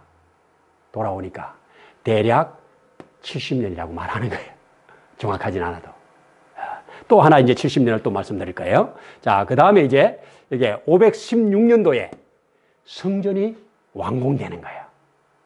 자, 이 538년이라고도 말하고, 여기에 지금 저기 김명현 교수 같은 경우는 538년이라고 모든 별자리나 이런 걸 통해서 그렇게 말해요. 근데 일반 또 이스라엘의 우드 같은 사람은 587년이라고 말해요. 또 다른 사람은 586년이라고 말을 해요. 근데 516년도에 성전이 완공된 거는 다 똑같아요. 그래서 그것도 성전이 불타버리고 그리고 성전이 다시 세워진 거, 요때까지 성전이 불타는 데는 아까 언제예요? 요게 587년이잖아요. 587년에 성전이 불타버렸잖아요. 그러니까 516년을 빼니까 70년이 나오는 거예요. 성전이 불타고 성전이 다시 완공될 때까지를 70년으로 보는 거예요. 요게 유대인 관점, 성전 관점의 역사예요. 역대기의 역사예요. 일반 역사로 볼 때는 605년부터 포로로 잡혀가기 시작한 때부터 돌아올 때, 성전으로 볼 때는 성전이 불탈 때부터. 그런데 605년과 587년은 한 20년 차이가 있잖아요. 그죠? 그래서 성전 중심으로 보느냐, 유대 중심 성전으로 볼 거냐, 아니면 이스라엘 일반 역사로 볼 거냐, 요것이 그 70년 차이가 있는 겁니다. 그 두 가지 있다는 거 이야기를 하고요. 자, 그래서 요게 2차 귀환. 보세요. 1차 귀환과 2차 귀환이 80년이죠. 갭이. 80년 두 세대가 지나간 거예요. 이어서 오지 않아요. 우리가 에스라 성경 읽으면 그냥 6장 넘기면 7장에 바로 그 후에 2차 이렇게 돌아와요. 성경은 붙어 있어요. 근데 시간이 여기에도 80년이라는 갭이 있는 거예요. 그리고 이제 2차와 3차는 14년밖에 안 돼요. 14년 후에 돌아오는 겁니다. 자, 이 사이에 뭐가 있었어요? 475년에 불임절이 있었다. 에스더 불임절. 그러니까 에스더 불임절은 여기에 458년보다 여기에 475년이니까 벌써 불임절보다 대략 앞서 있잖아요. 그죠? 불임절을 경험한 사람들이 2차 귀환, 3차 귀환의 주인공이에요. 말라기까지. 이 사람들이 페르시아에서 잘 먹고 잘 나가던 왕의 비서실장으로서 대학자로서 잘 나가던 사람이에요. 이런 사람들이 왜 갑자기 거기 보따리 싸가지고 왜 고향으로 왜 돌아오고 있어요? 죽음에 들어갔다가 사명을 다시 깨달은 거예요. 분기점이 온 거예요. 그래서 이 불임절 사건은 하나님이 기가 막히게 만들어낸 역사예요. 에스더 사건이. 저는 이제 나중에 에스더 공부할 때 보여줄 건데, 에스더 한 권으로 신구약을 다 볼 수 있는 안경이 또 여기 주어져 있어요. 기가 막힙니다. 자, 그렇게 보시고요. 자, 말라기는 430년경에 나타난다. 그리고 말라기 이후에 이제 암흑 시대라고도 말하고 신구약 중간 시대라고 말하는데, 이때 자, 페르시아의 마지막 부분에 여기 들어가는 거예요. 중간사가. 그리고 헬라는 통째로 중간사예요. 그리고 여기에 로마는 중간사 시대에 이제 들어가 있어요. 자, 중간사가 페르시아부터 헬라를 거쳐서 로마까지가 중간사 시대예요. 큰 제국으로 말할 때. 그렇게 들어가 있는 것을 보시면 되는데요. 이제 여기서 다시 이제 들어가서 한 나라씩 좀 볼게요. 이제 이 헬라 속에 포톨레미 왕조와 셀루쿠스 왕조가 나오는 거예요. 헬라라고 하는 큰 알렉산더 이후에 알렉산더가 자식이 없이 죽어요. 그래서 4명의 왕에게 나라가 나누어지는 거예요. 나누어진 중에서 포톨레미라고 하는 사람과 셀루쿠스라고 하는 사람이 이제 병합을 해가지고 두 나라로 나누어서 흘러가는 거예요. 그러니까 헬라의 잔재지요. 왕조는 바뀌었으니까. 그래서 여기는 나라라고 안 하고 왕조라고 하는 거예요. 헬라 제국 중에 포톨레미 왕조, 헬라 제국 중에 셀루쿠스 왕조. 아직은 헬라란 말이에요. 헬라가 완전히 망하는 건 이제 로마한테 망하니까. 자, 그런 정도로 보면 되겠고요. 자, 그래서 이게 셀루쿠스 왕조, 포톨레미 왕조. 여기 이제 그 유명한 마카비 혁명이 이때 일어나서, 마카비는 우리 성경의 수전절이죠. 수전절, 그죠? 수전절 일어나는 겁니다. 자, 그렇게 해서 보시면 되겠고, 이제 로마 시대에 예수님이 태어나요. 예수님은 로마 시대예요. 로마라고 하는 나라 속의 유대 민족이에요. 민족. 중국이 지금 중공이라고 하는 저 나라 속에 종족이 지금 53종족이 있잖아요. 그렇죠? 그 당시에 그렇게 거대한 페르시아 속에 다양한 종족이 있겠죠. 종족은 인정해 주는 거예요. 그래서 로마라고 하는 나라 속에 히브리 민족으로 살고 있는 그 유다인 중에 예수님이 태어나는 거예요. 그래서 로마 시민권을 못 받아요. 소수민족들 시민권 안 주니까. 그래서 시민권은 없어요. 바울은 아버지가 무슨 일을 하셨는지 나면서부터 시민권을 받은 사람이에요. 바울은 원래 저 우쪽에 다메스커스 그쪽에 저 우쪽에 다소에서 살던 사람이니까 그렇습니다. 그래서 이게 BC 4년이 예수님 탄생 때래요. 지금 4년이나 5년이에요. 0년은 계산을 잘못한 거예요. 이게 누군가. 그래서 예수님이 30년에 돌아가시고 30년에 부활하시는 거예요. AD. 우리는 일반적으로 0년이 예수님이 태어난 해로 일반적으로 알잖아요. AD, BC를 나누는 걸. 근데 이걸 계산을 누가 잘못했어. 중간에. 계산을 잘못해가지고 예수님은 BC 4년 정도에 태어나요. 헤롯이 죽는 거나 이런 거 다 계산을 맞춰보면. 자, 그 정도로 우리가 상식으로 좀 알고요. 자, 넘어갈게요. 이게 그 유명한 바벨론 제국이에요. 황금나라. 그래서 이게 황금머리죠. 근데 7장에서 다니엘에게 보여준 나라는 사자나라예요. 짐승으로 보여줬어요. 짐승은 속성을 가지고 있죠. 황금도 속성을 가지고 있죠. 그래서 이 속성과 이 속성이 딱 합쳐질 때 완전해지는 거죠. 그렇죠? 황금, 존귀한 거, 가치가 좋은 거, 불변한 거, 뭐 이런 거 있잖아요. 근데 이 사자는 땅에 기는 거의 왕이죠. 그죠?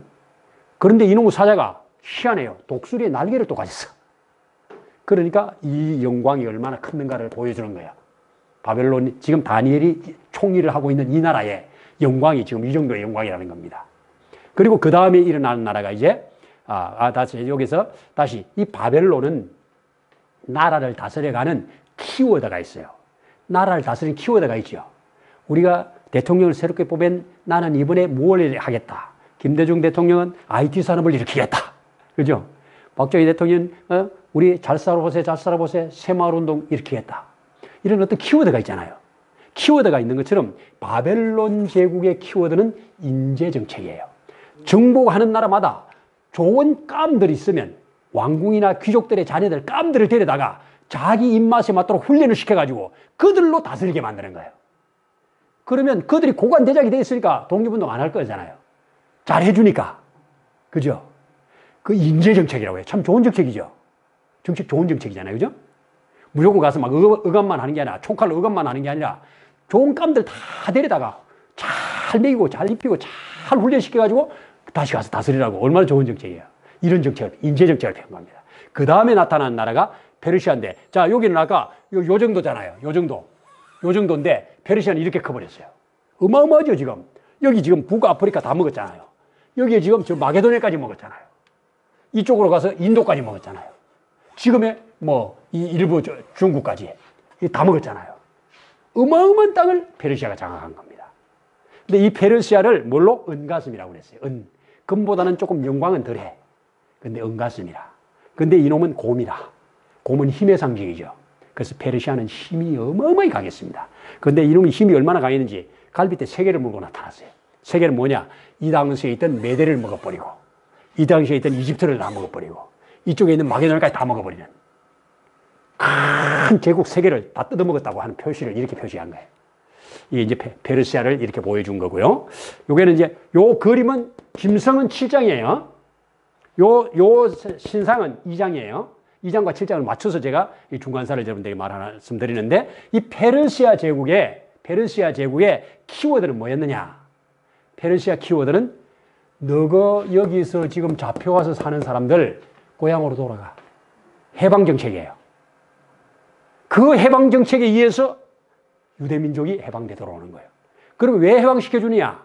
옛날에 너희가 가졌던 영화를 재현해내. 그러니까 너희 종교도 자유로워, 좌우야. 너희 하나님 섬겨가지고 솔로몬 시대를 재현해. 다윗 시대를 재현해. 그게 다 내 거지요. 내가 다스리고 있는 지역이 잘 되면 다 내 거잖아요. 얼마나 통 큰 겁니까? 이런 면에서요, 참, 이 제국의 캡틴들은 뭔가 있어요. 세계를 이끄는 뭔가 있어요. 일본처럼 무조건 총칼로 억압하는 게 아니에요. 자, 이런 것들을 좀 볼 수가 있고요. 그 다음에 일어난 나라. 바로, 우리 페르시아의, 참고로, 페르시아에 나오는 왕들, 네 사람만 소개를 할게요. 자, 고레스, 다리오, 1차 포로 때 잡혀간 사람인데, 이 다니엘이 포로로 잡혀갔을 때 다스리고 있던 사람이에요. 자, 포로로 다니엘은 바벨론에 잡혀갔죠. 근데 바벨론이 망하고 페르시아에 또 잡혀갔잖아요. 근데 페르시아에서 또 총리되잖아요. 그때 다리오가 왕을 하고 있었어요. 다리오는 역사적으로 전체에 맞춰보면 고레스의 외할아버지 아스티게아스라고 하는 사람이 성경에는 다리오라는 이름으로 표현됐을 것이다. 그렇게 보는 거예요. 그 사람 때 다니엘이 사자굴에 들어가는 거예요. 사자굴에 들어갔다가 나와가지고 계속해서 페르시아의 총리로, 아주 파워 있는 총리로 페르시아에서도 활동을 해요. 그러니까 고레스에게 이사야가 예언해 놓은 것을 알려주었을 것이다. 그렇게 보는 거예요.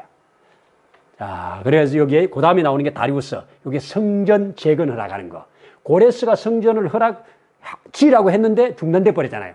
중단된 것을 다시 허락받아서 짓는 거. 이때 이제 에스라 때인데, 이때가 바로 다리우스 왕 때. 다리오가 창고에서 다 찾아가지고 성전 건축 허가서 찾아가지고 그걸 보이고 확인해가지고 다시 성전 지어라. 물품 필요한 거 다 대대로 줘라 해가지고 성전 재건해낸 거. 이미 시간이 갔으니까 20년이 지나갔으니까 왕이 바뀌었을 거죠. 그죠? 그렇게 하고 그 다음에 나오는 왕이 바로 에스더가 나오는 아하수에르 왕입니다. 에스더의 남편. 에스더의 주인공. 그죠? 그 다음에 나오는 것이 2차, 3차 돌아가라고 포로를 다시 돌아가도 좋다고 하는 그 왕이 바로 우리 아닥사스다 왕입니다. 아닥사스다. 느헤미야와 그리고 에스라도 이때 돌아오는 거예요. 이때 돌아오는 겁니다. 네. 자, 요렇게 해서 성경에 다 나오는 사람들이에요. 페르시아 때 있었던 사람들입니다. 페르시아 때. 자, 요렇게 좀 보시고, 그 다음에 이제 나타나는 거, 보시면, 자, 바로, 그 다음에 나타나는 나라가 이게 헬라예요. 알렉산더는 불과 10년 다스립니다. 10년 만에 이 땅을 다 정복해버려요. 어마어마하죠? 이 나라를 롯나라라고 그래요. 세 중에 가장 강한 세를 노세라고 그러죠. 롯나라. 이렇게 강합니다. 이 마게도니아 여기 먹었죠? 지금 이집트 거의 다 먹었죠? 뭐 이렇게 뻗어나가가지고 와 어마어마한 땅을 지금 전쟁하고 있는 이쪽에 우크라이나, 러시아 다 먹은 거예요. 어마어마한 땅을 다 먹은 겁니다. 이게 누가? 헬라의 누가? 알렉산더가 불과 10년 만에 20세 약관이 33살 죽을 때까지 이렇게 어마어마한 땅을 정복해 버렸어요. 근데 이 사람을 다니엘서 7장에 표범으로 표현했어요. 이 땅에 있는 기는 것 중에 제일 빠른 게 표범이에요. 단거리 선수. 그래서 짧아요. 20살에 왕이 받아가지고 33살에 죽어버려요. 그렇게 짧은 기간에 이 어마어마한 것을 이루어놓고 자식이 없이 죽어버려요. 자식이 없이. 아직까지도 왜 죽었는지는 미스테리예요. 아직까지 왜 죽었는지 미스테리예요. 풀어지질 않아요. 누가 죽였는지, 뭐 전염병으로 죽었다는 얘기도 있고, 아직까지 미스테리입니다. 근데 이 표범인데, 표범이 날개까지 4개를 달았으니까 얼마나 빠르겠어요. 안 그래도 빠른 놈이. 그래서 이 빠르게 정복한다는 걸 이렇게 표현한 거예요. 참 성경이 기가 막히죠. 이게 다니엘이 받은 거예요. 지금 이거는 헬라 때는 다니엘하고 얼마나 시간이 깁니까? 그죠? 이때는 330년대예요. 다니엘이 받았을 때는 언제냐고요? 538년 그때 받잖아요. 그러니까 이렇게 먼 시대에 이런 나라가 일어난다고 하는 것이 이렇게 표현된 겁니다. 결과론으로. 그래서 아까 안경 쓰라고 그랬죠. 세계사를 향한다.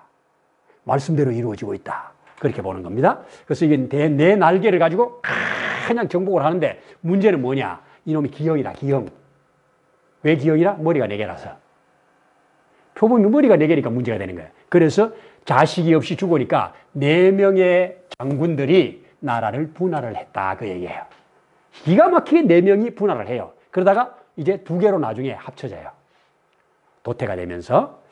그래서 2개로 합쳐진 그때가 바로 셀루쿠스 왕조. 그리고 이 포톨레미 왕조로 나누어지는데요. 이때 헬라의 성경적 의미, 유대인들을 위한 하나님의 계획이 뭐냐? 바로 이 알렉산더가 헬레니즘이라고 하는 이 문화를 여기다 다 심어버려요. 이 사람은 아리스토텔레스 그 제자잖아요. 스승으로 모셨잖아요. 그러니까 이 철학에 뛰어난 이 철학 사상을 가지고 헬레니즘을 이때 전부 자기가 정복한 나라는 다 헬레니즘을 심어버리는 거예요. 지금까지 내려오는 세계를 주도하고 있는 두 개의 사상이 하나는 헬레니즘입니다. 오늘날 합리주의의 뿌리가 된 거죠. 하나는 뭐예요? 헤브라이즘이에요. 이게 유대인이죠. 그래서 헤브라이즘과 헬레니즘이 전 세계의 두 부류입니다. 그죠? 우리나라는 헤브라이즘에 가까운 문화예요. 미국이나 이런 나라는 이 헬레니즘에 가까운 나라예요. 분석하고 막 이런 거. 우리는 분석보다 통합을 해요. 그래서 그런 건데 이때 헬레니즘을 쫙 심어버리고 교육으로 심고 그렇게 심으려니까 뭐가 필요해요? 똑같은 말을 써야 돼요. 다스린 나라마다 저거 말만 써갖고는 안 되잖아요. 내가 이 문화를 심기 위해서 말이 통해야 되잖아요. 그래서 전부 다스리는 나라는 전부 다 헬라어를 배우게 만들었어요. 그래서 헬라어가 오늘날까지 이렇게 세계적인 언어가 된 거예요. 그런데 하나님은 이것을 사용해서 뭐 했다? 성경을 헬라어로 번역했어요. 성경을 헬라어로 번역하니까 성경이 세계화가 되는 거죠. 이 작업을 밑바닥은 누가 했다? 알렉산더가 했어요. 그런데 이것을 실제적으로 한 것은 요 왕조 알렉산더 죽고 난 다음에 이제 왕조가 바뀌어서 이 포톨레미 왕조 때 성경이 70인경이 번역되는 거예요. 헬라어. 그래서 이 셀루쿠스 왕조와 근데 여기 유대는 여기잖아요. 그죠? 경계선이잖아요. 요쪽이 세면 유대는 이쪽에 다스리고 여기가 세면 요건 요 나라가 되고 여기 끼어가지고 여기서 경계선에서 밀어 올리면 요쪽 나라가 되고 저쪽에서 밀고 내려오면 요쪽 나라가 되는 거예요.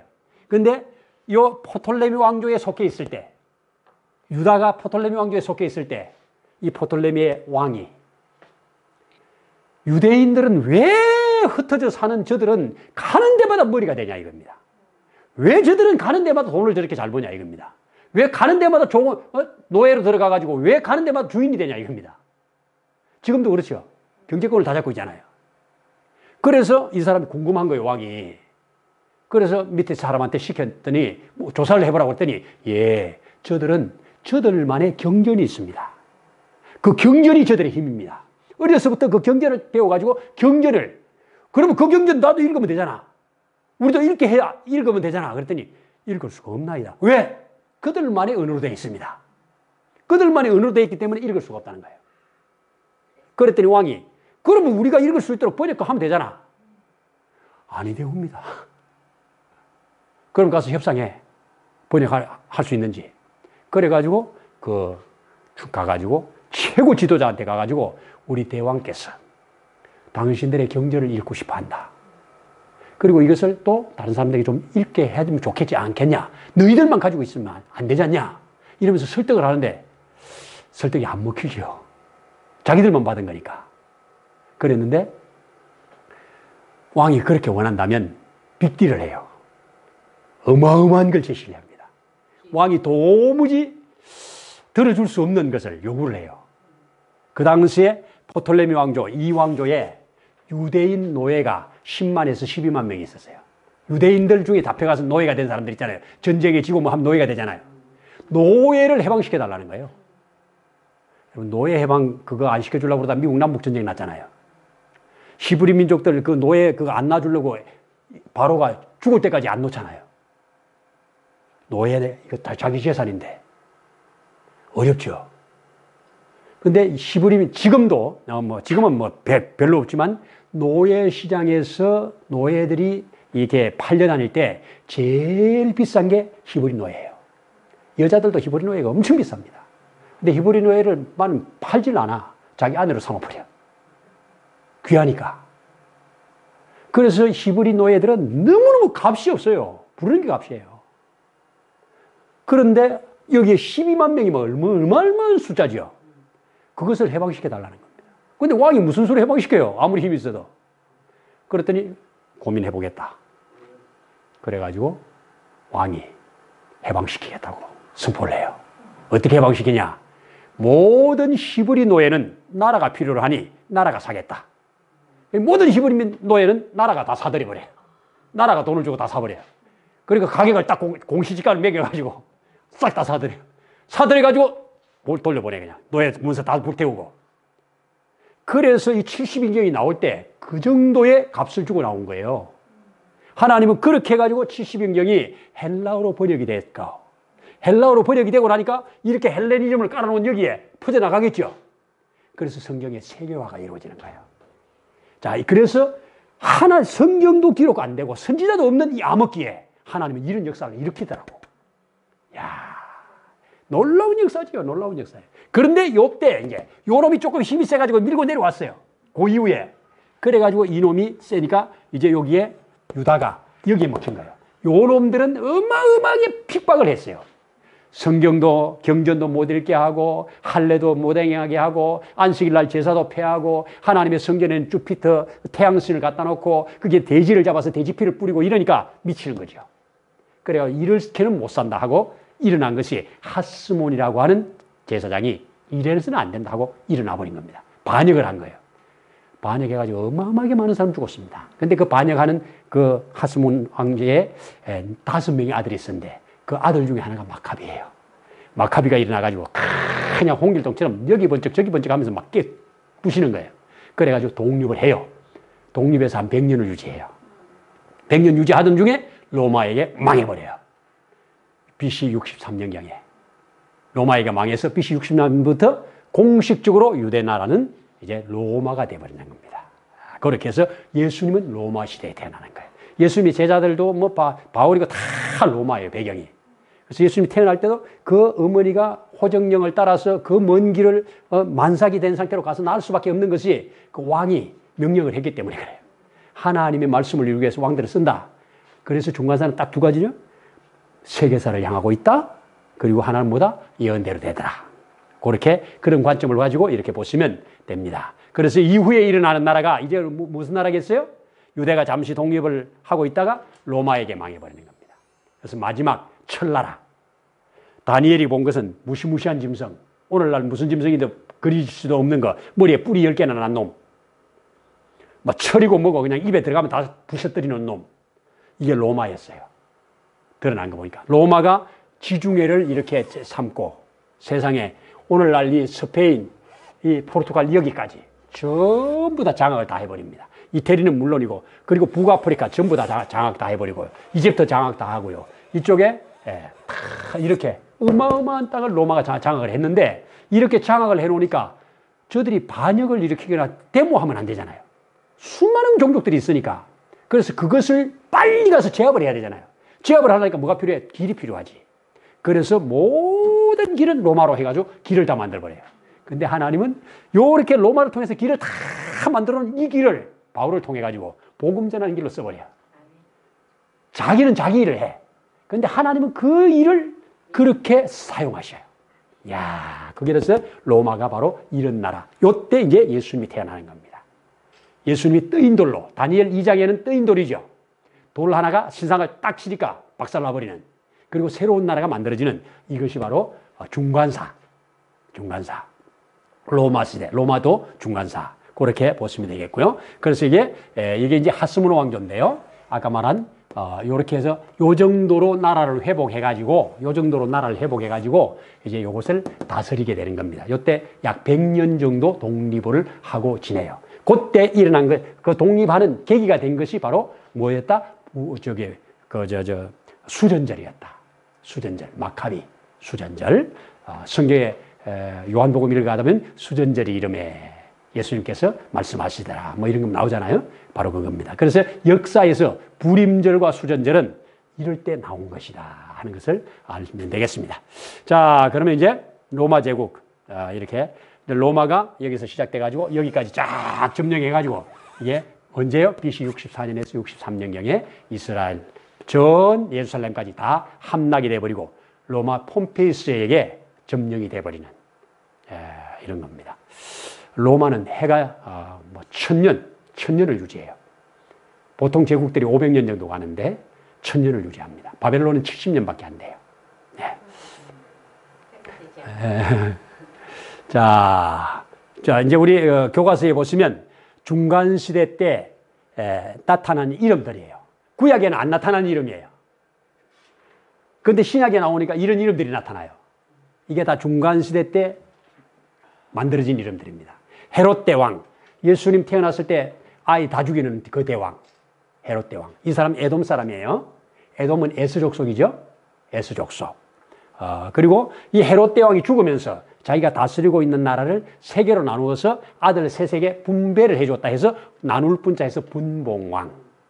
그죠? 분봉왕 헤롯, 분봉왕 아켈라오, 분봉왕 빌립 이렇게 나오는 겁니다. 그래서 이 세 사람에게 나누어 주고요. 그 다음에 이제 총독은 뭐냐?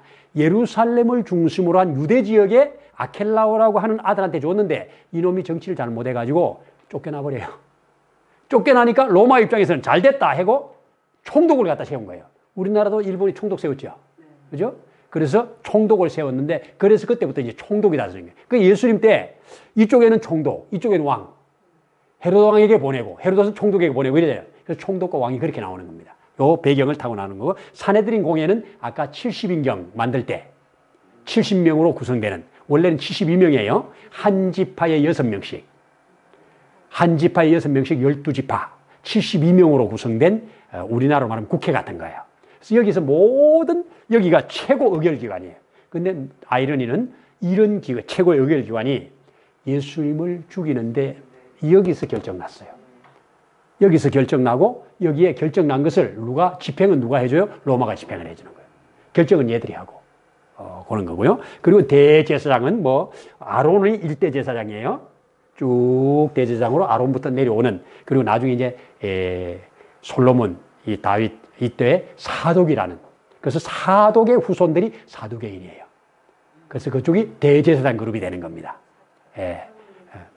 그래서 이 대제사장 그룹들 이 사람들이 전부 사두개인들이에요. 그런데 이제 사두개인들은 바로 이 사두개파와 대제사장이 같은 족속이고요. 여기 이제 바리새인은 이 중간사대의 분리, 경건주의, 성경으로 돌아가야 된다. 그래서 이들은 세상과 분리돼서 사는 사람들. 오늘날로 말하는 보수주의 신학자들. 요거는 자유주의 신학자들.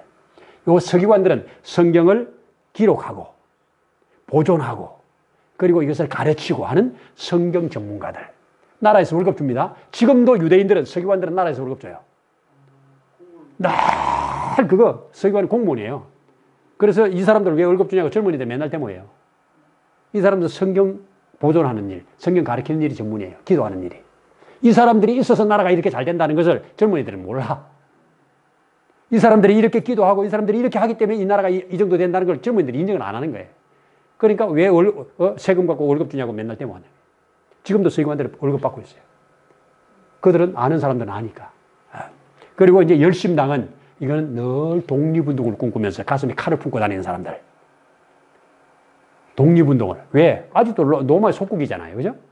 그래서 그런 사람들이고요. 에센파. 이거는 바리새인보다 더 경건한 사람들. 바리새인보다 한 수 더 떠가지고 이 세상은 같이 있으면 안 돼 해가지고 산으로 깊은 광야로 깊은 산 속으로 들어가가지고 수도하는 사람들. 공동체 생활하는 사람들.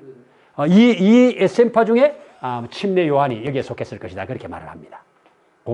공동체. 이런 것들이 바로 신약에 나타나는 그런 얘기들입니다. 그래서 여기에 보시면 이게 이제 아까 분봉왕 얘기하는 건데요. 요 지역을 살아남은 자 중에 제일 이놈이 아들이 10이 있었는데요. 7을 다 죽여요. 아버지가. 잔인해요. 예수님 때문에 2살 아래만 죽인 게 아니고요. 장인 장모도 그냥 죽여버려요. 자기 아들도 죽여버려요. 마누라도 죽여버려요. 조금만 의심만 있다면 무조건 죽여요. 완전 살인마예요.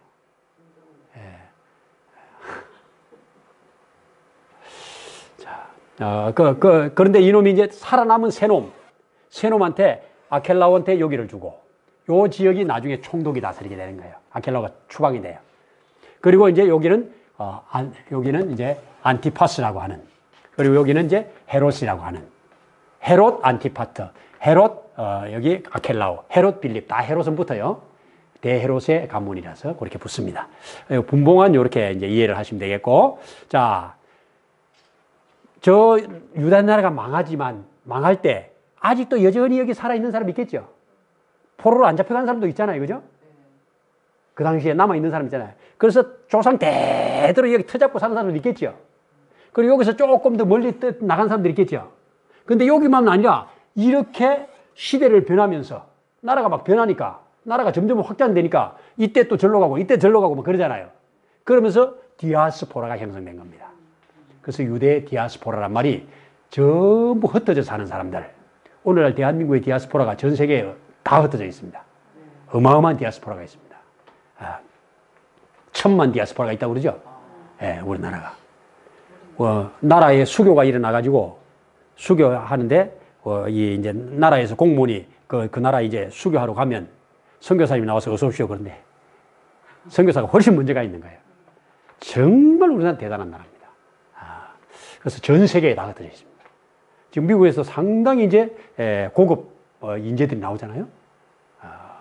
전 세계를 앞으로 이렇게 우리 민족이 탁월한 어떤 것이 있어요. 가면 돼요. 미국 사람들이 선교하다 안 되는데 한국 사람이 가면 돼요. 희한해요, 이게. 이 하나님이 특별히 주신 은혜예요. 이렇게 이 당시에 유대인들이 흩어진 디아스포라. 이 디아스포라가 2차 대전을 거치면서 미국으로 엄청나게 많이 가죠. 이 히틀러 때문에 600만이 학살된 거잖아요.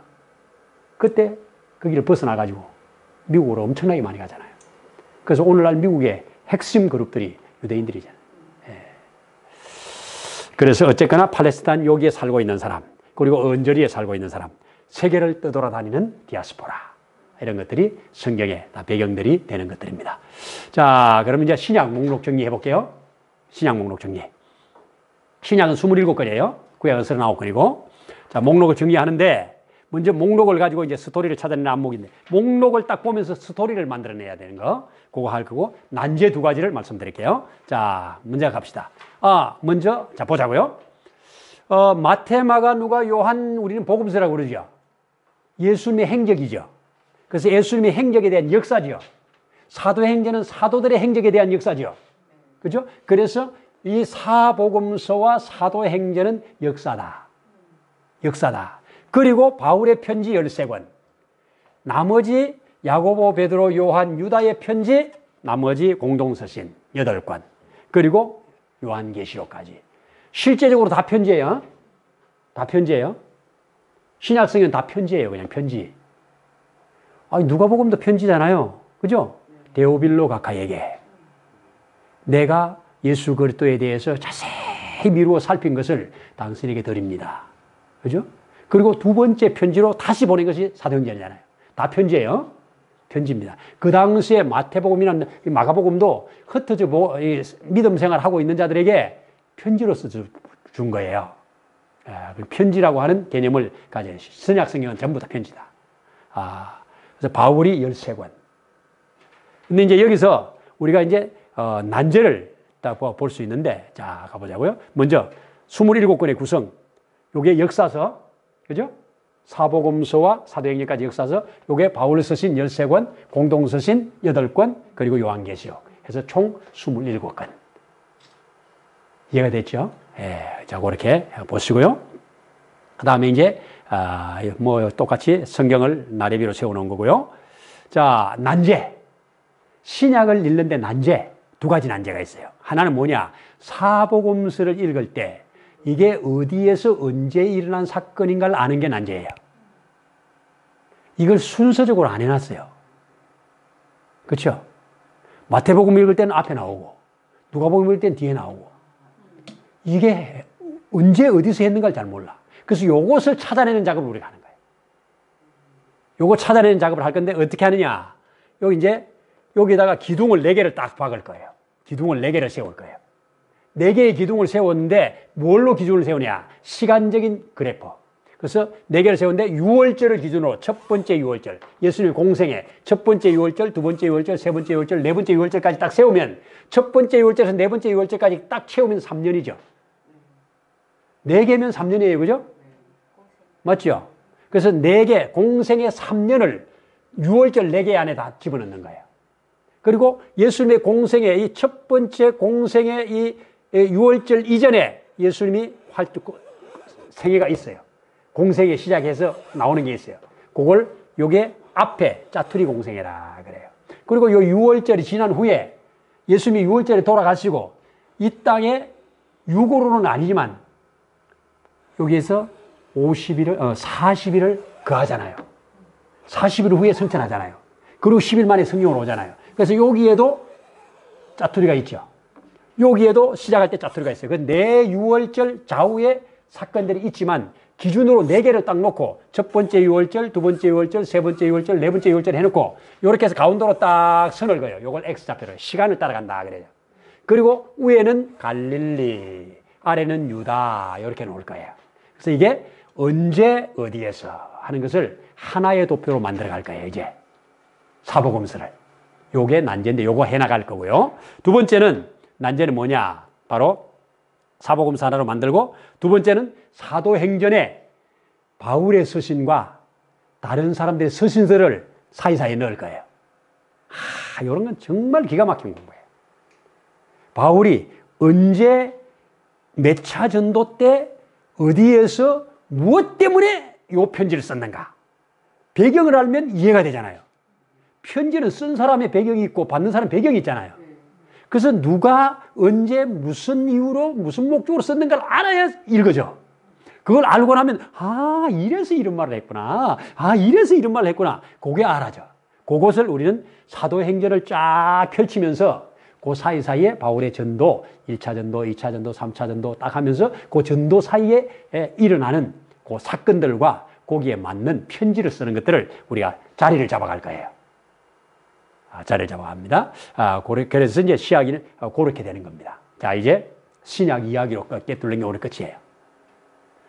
이제 시간은 딱 약속된 시간은 14분밖에 안 남았는데. 자, 아까 우리 한 10분이 넘어서 시작을 해가지고 그래요. 제가 딱 2시간 안 넘기는데. 어쨌든 신약을 한번 쫙 나가볼게요.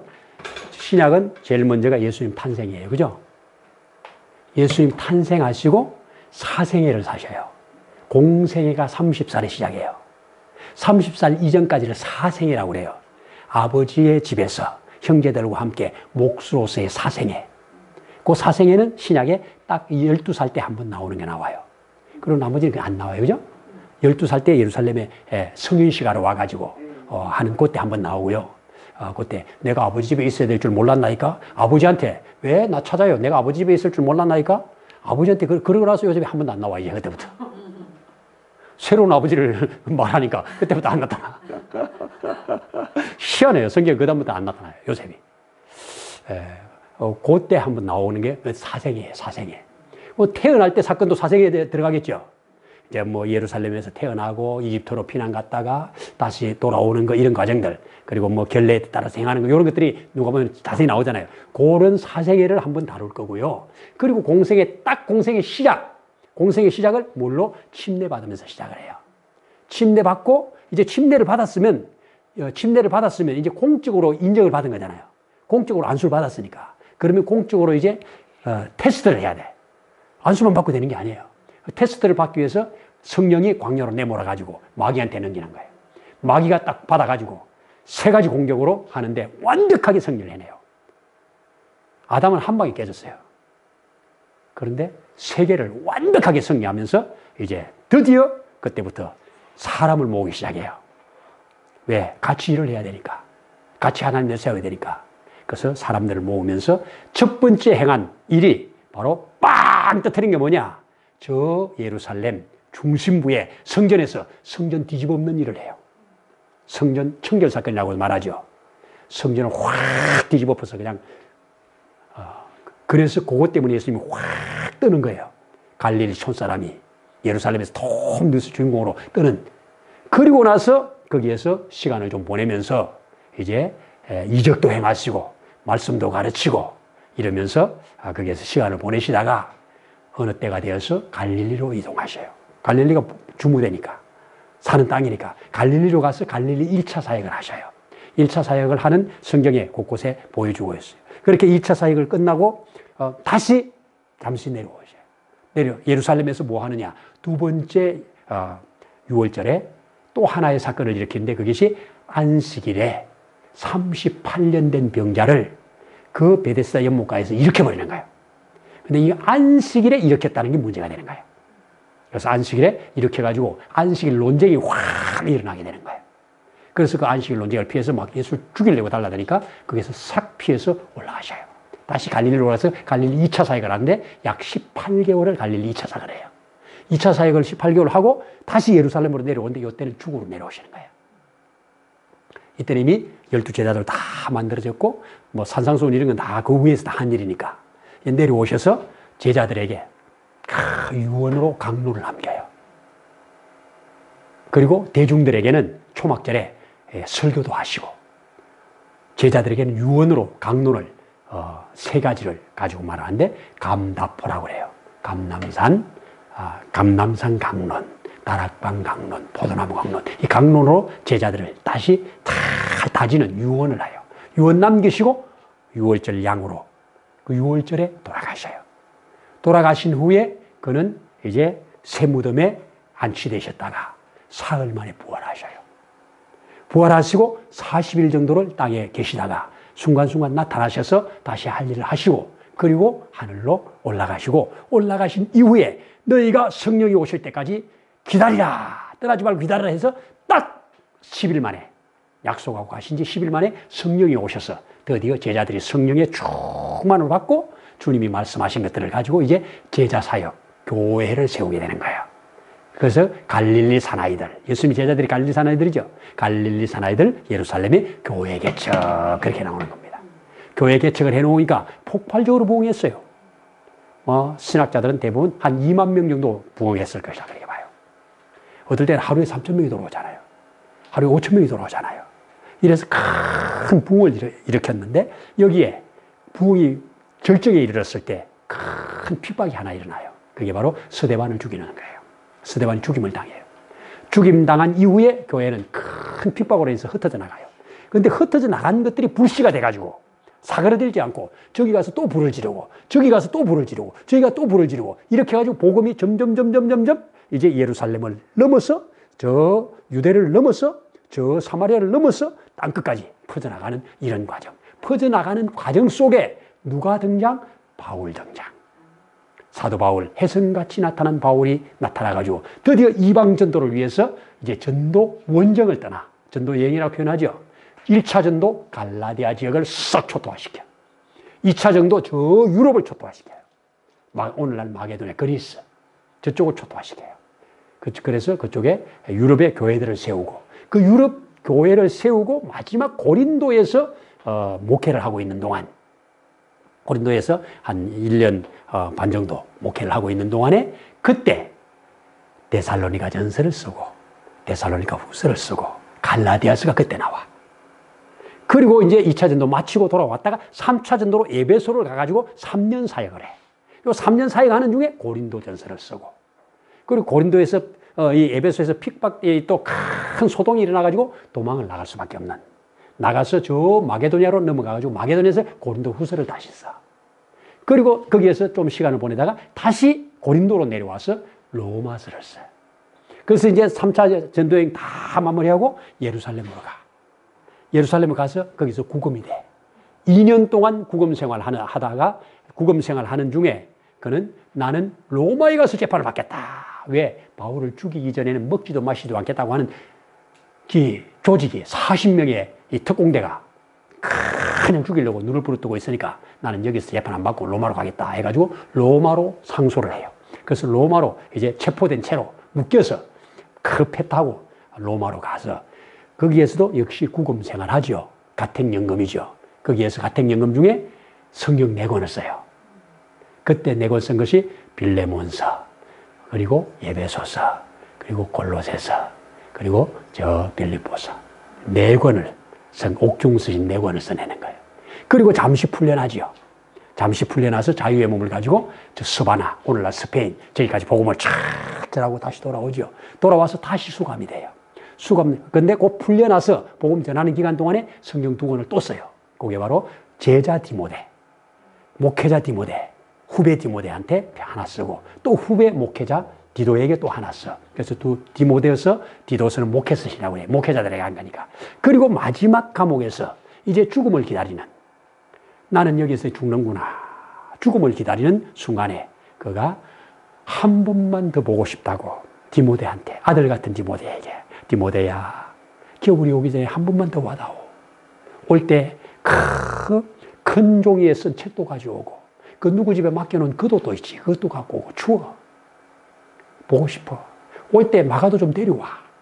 이래가지고 자기 유언같이 편지를 쓰는 거예요. 그 편지를 받고 그 편지를 가지고 이제 디모데가 갔겠죠. 근데 그때까지 디모데 뭐라고 그래요? 얘도 갔어, 얘도 갔어, 얘도 갔어, 쟤도 갔어. 그런데 누가만 내 옆에 남아있어. 누가가 참 대단한 거예요. 누가복음과 사도행전을 써내기 위하여 하나님이 기가 막히게 선택한 사람이에요. 이 사람 유대인 아니에요. 유대인도 아니에요. 그런데 제자도 아니잖아, 유대인 아니니까. 그런데 그런 사람을 통해서 이렇게 기가 막힌 누가복음이 나오고 이렇게 사도행전이 나왔다는 거 얼마나 기가 막힌 축복이냐고요. 그렇게 해서 나온 겁니다. 자, 이렇게 해서 이제 바울의 생애는 끝이 나는 거예요. 그래서 그 생애 중에 13권의 성경이 그렇게 나오는 겁니다. 그렇게 나오고, 그리고 바울이 그렇게 활동하고 있는 동안에 다른 제자들은 그럼 가만히 있냐? 아니겠죠. 다른 제자들도 나름대로 여기저기 다니면서 활동을 한 그것이, 그러면서 저들에게 또 편지를 보내고 하면서 오늘날 남아있는 것이 바로 다른 공동서신이에요. 예수님의 친동생 야고보가 야고보서를, 예수님의 친동생 유다가 유다서를, 그죠? 그 예수님의 수제자 베드로가 베드로전서 후서를, 그죠? 그리고 요한은 그 이후에 이제 요한이 다른 제자를 다 순교하고 나서 요한은 30년 정도 더 살아요. 요한 혼자. 그 30년 더 살면서 마지막 부분에 요한 1서, 요한 2서, 요한 3서, 요한계시록, 요한복음 5권을 쓰네요. 그것이 바로 오늘 여기에서 요 그림입니다. 요 그림이에요. 그래서 금방 다 얘기한 거예요. 자, 예수님의 30년 공생애. 그리고 여기에 이제 사도행전 역사 기간 동안에 1차 전도, 2차 전도, 3차 전도.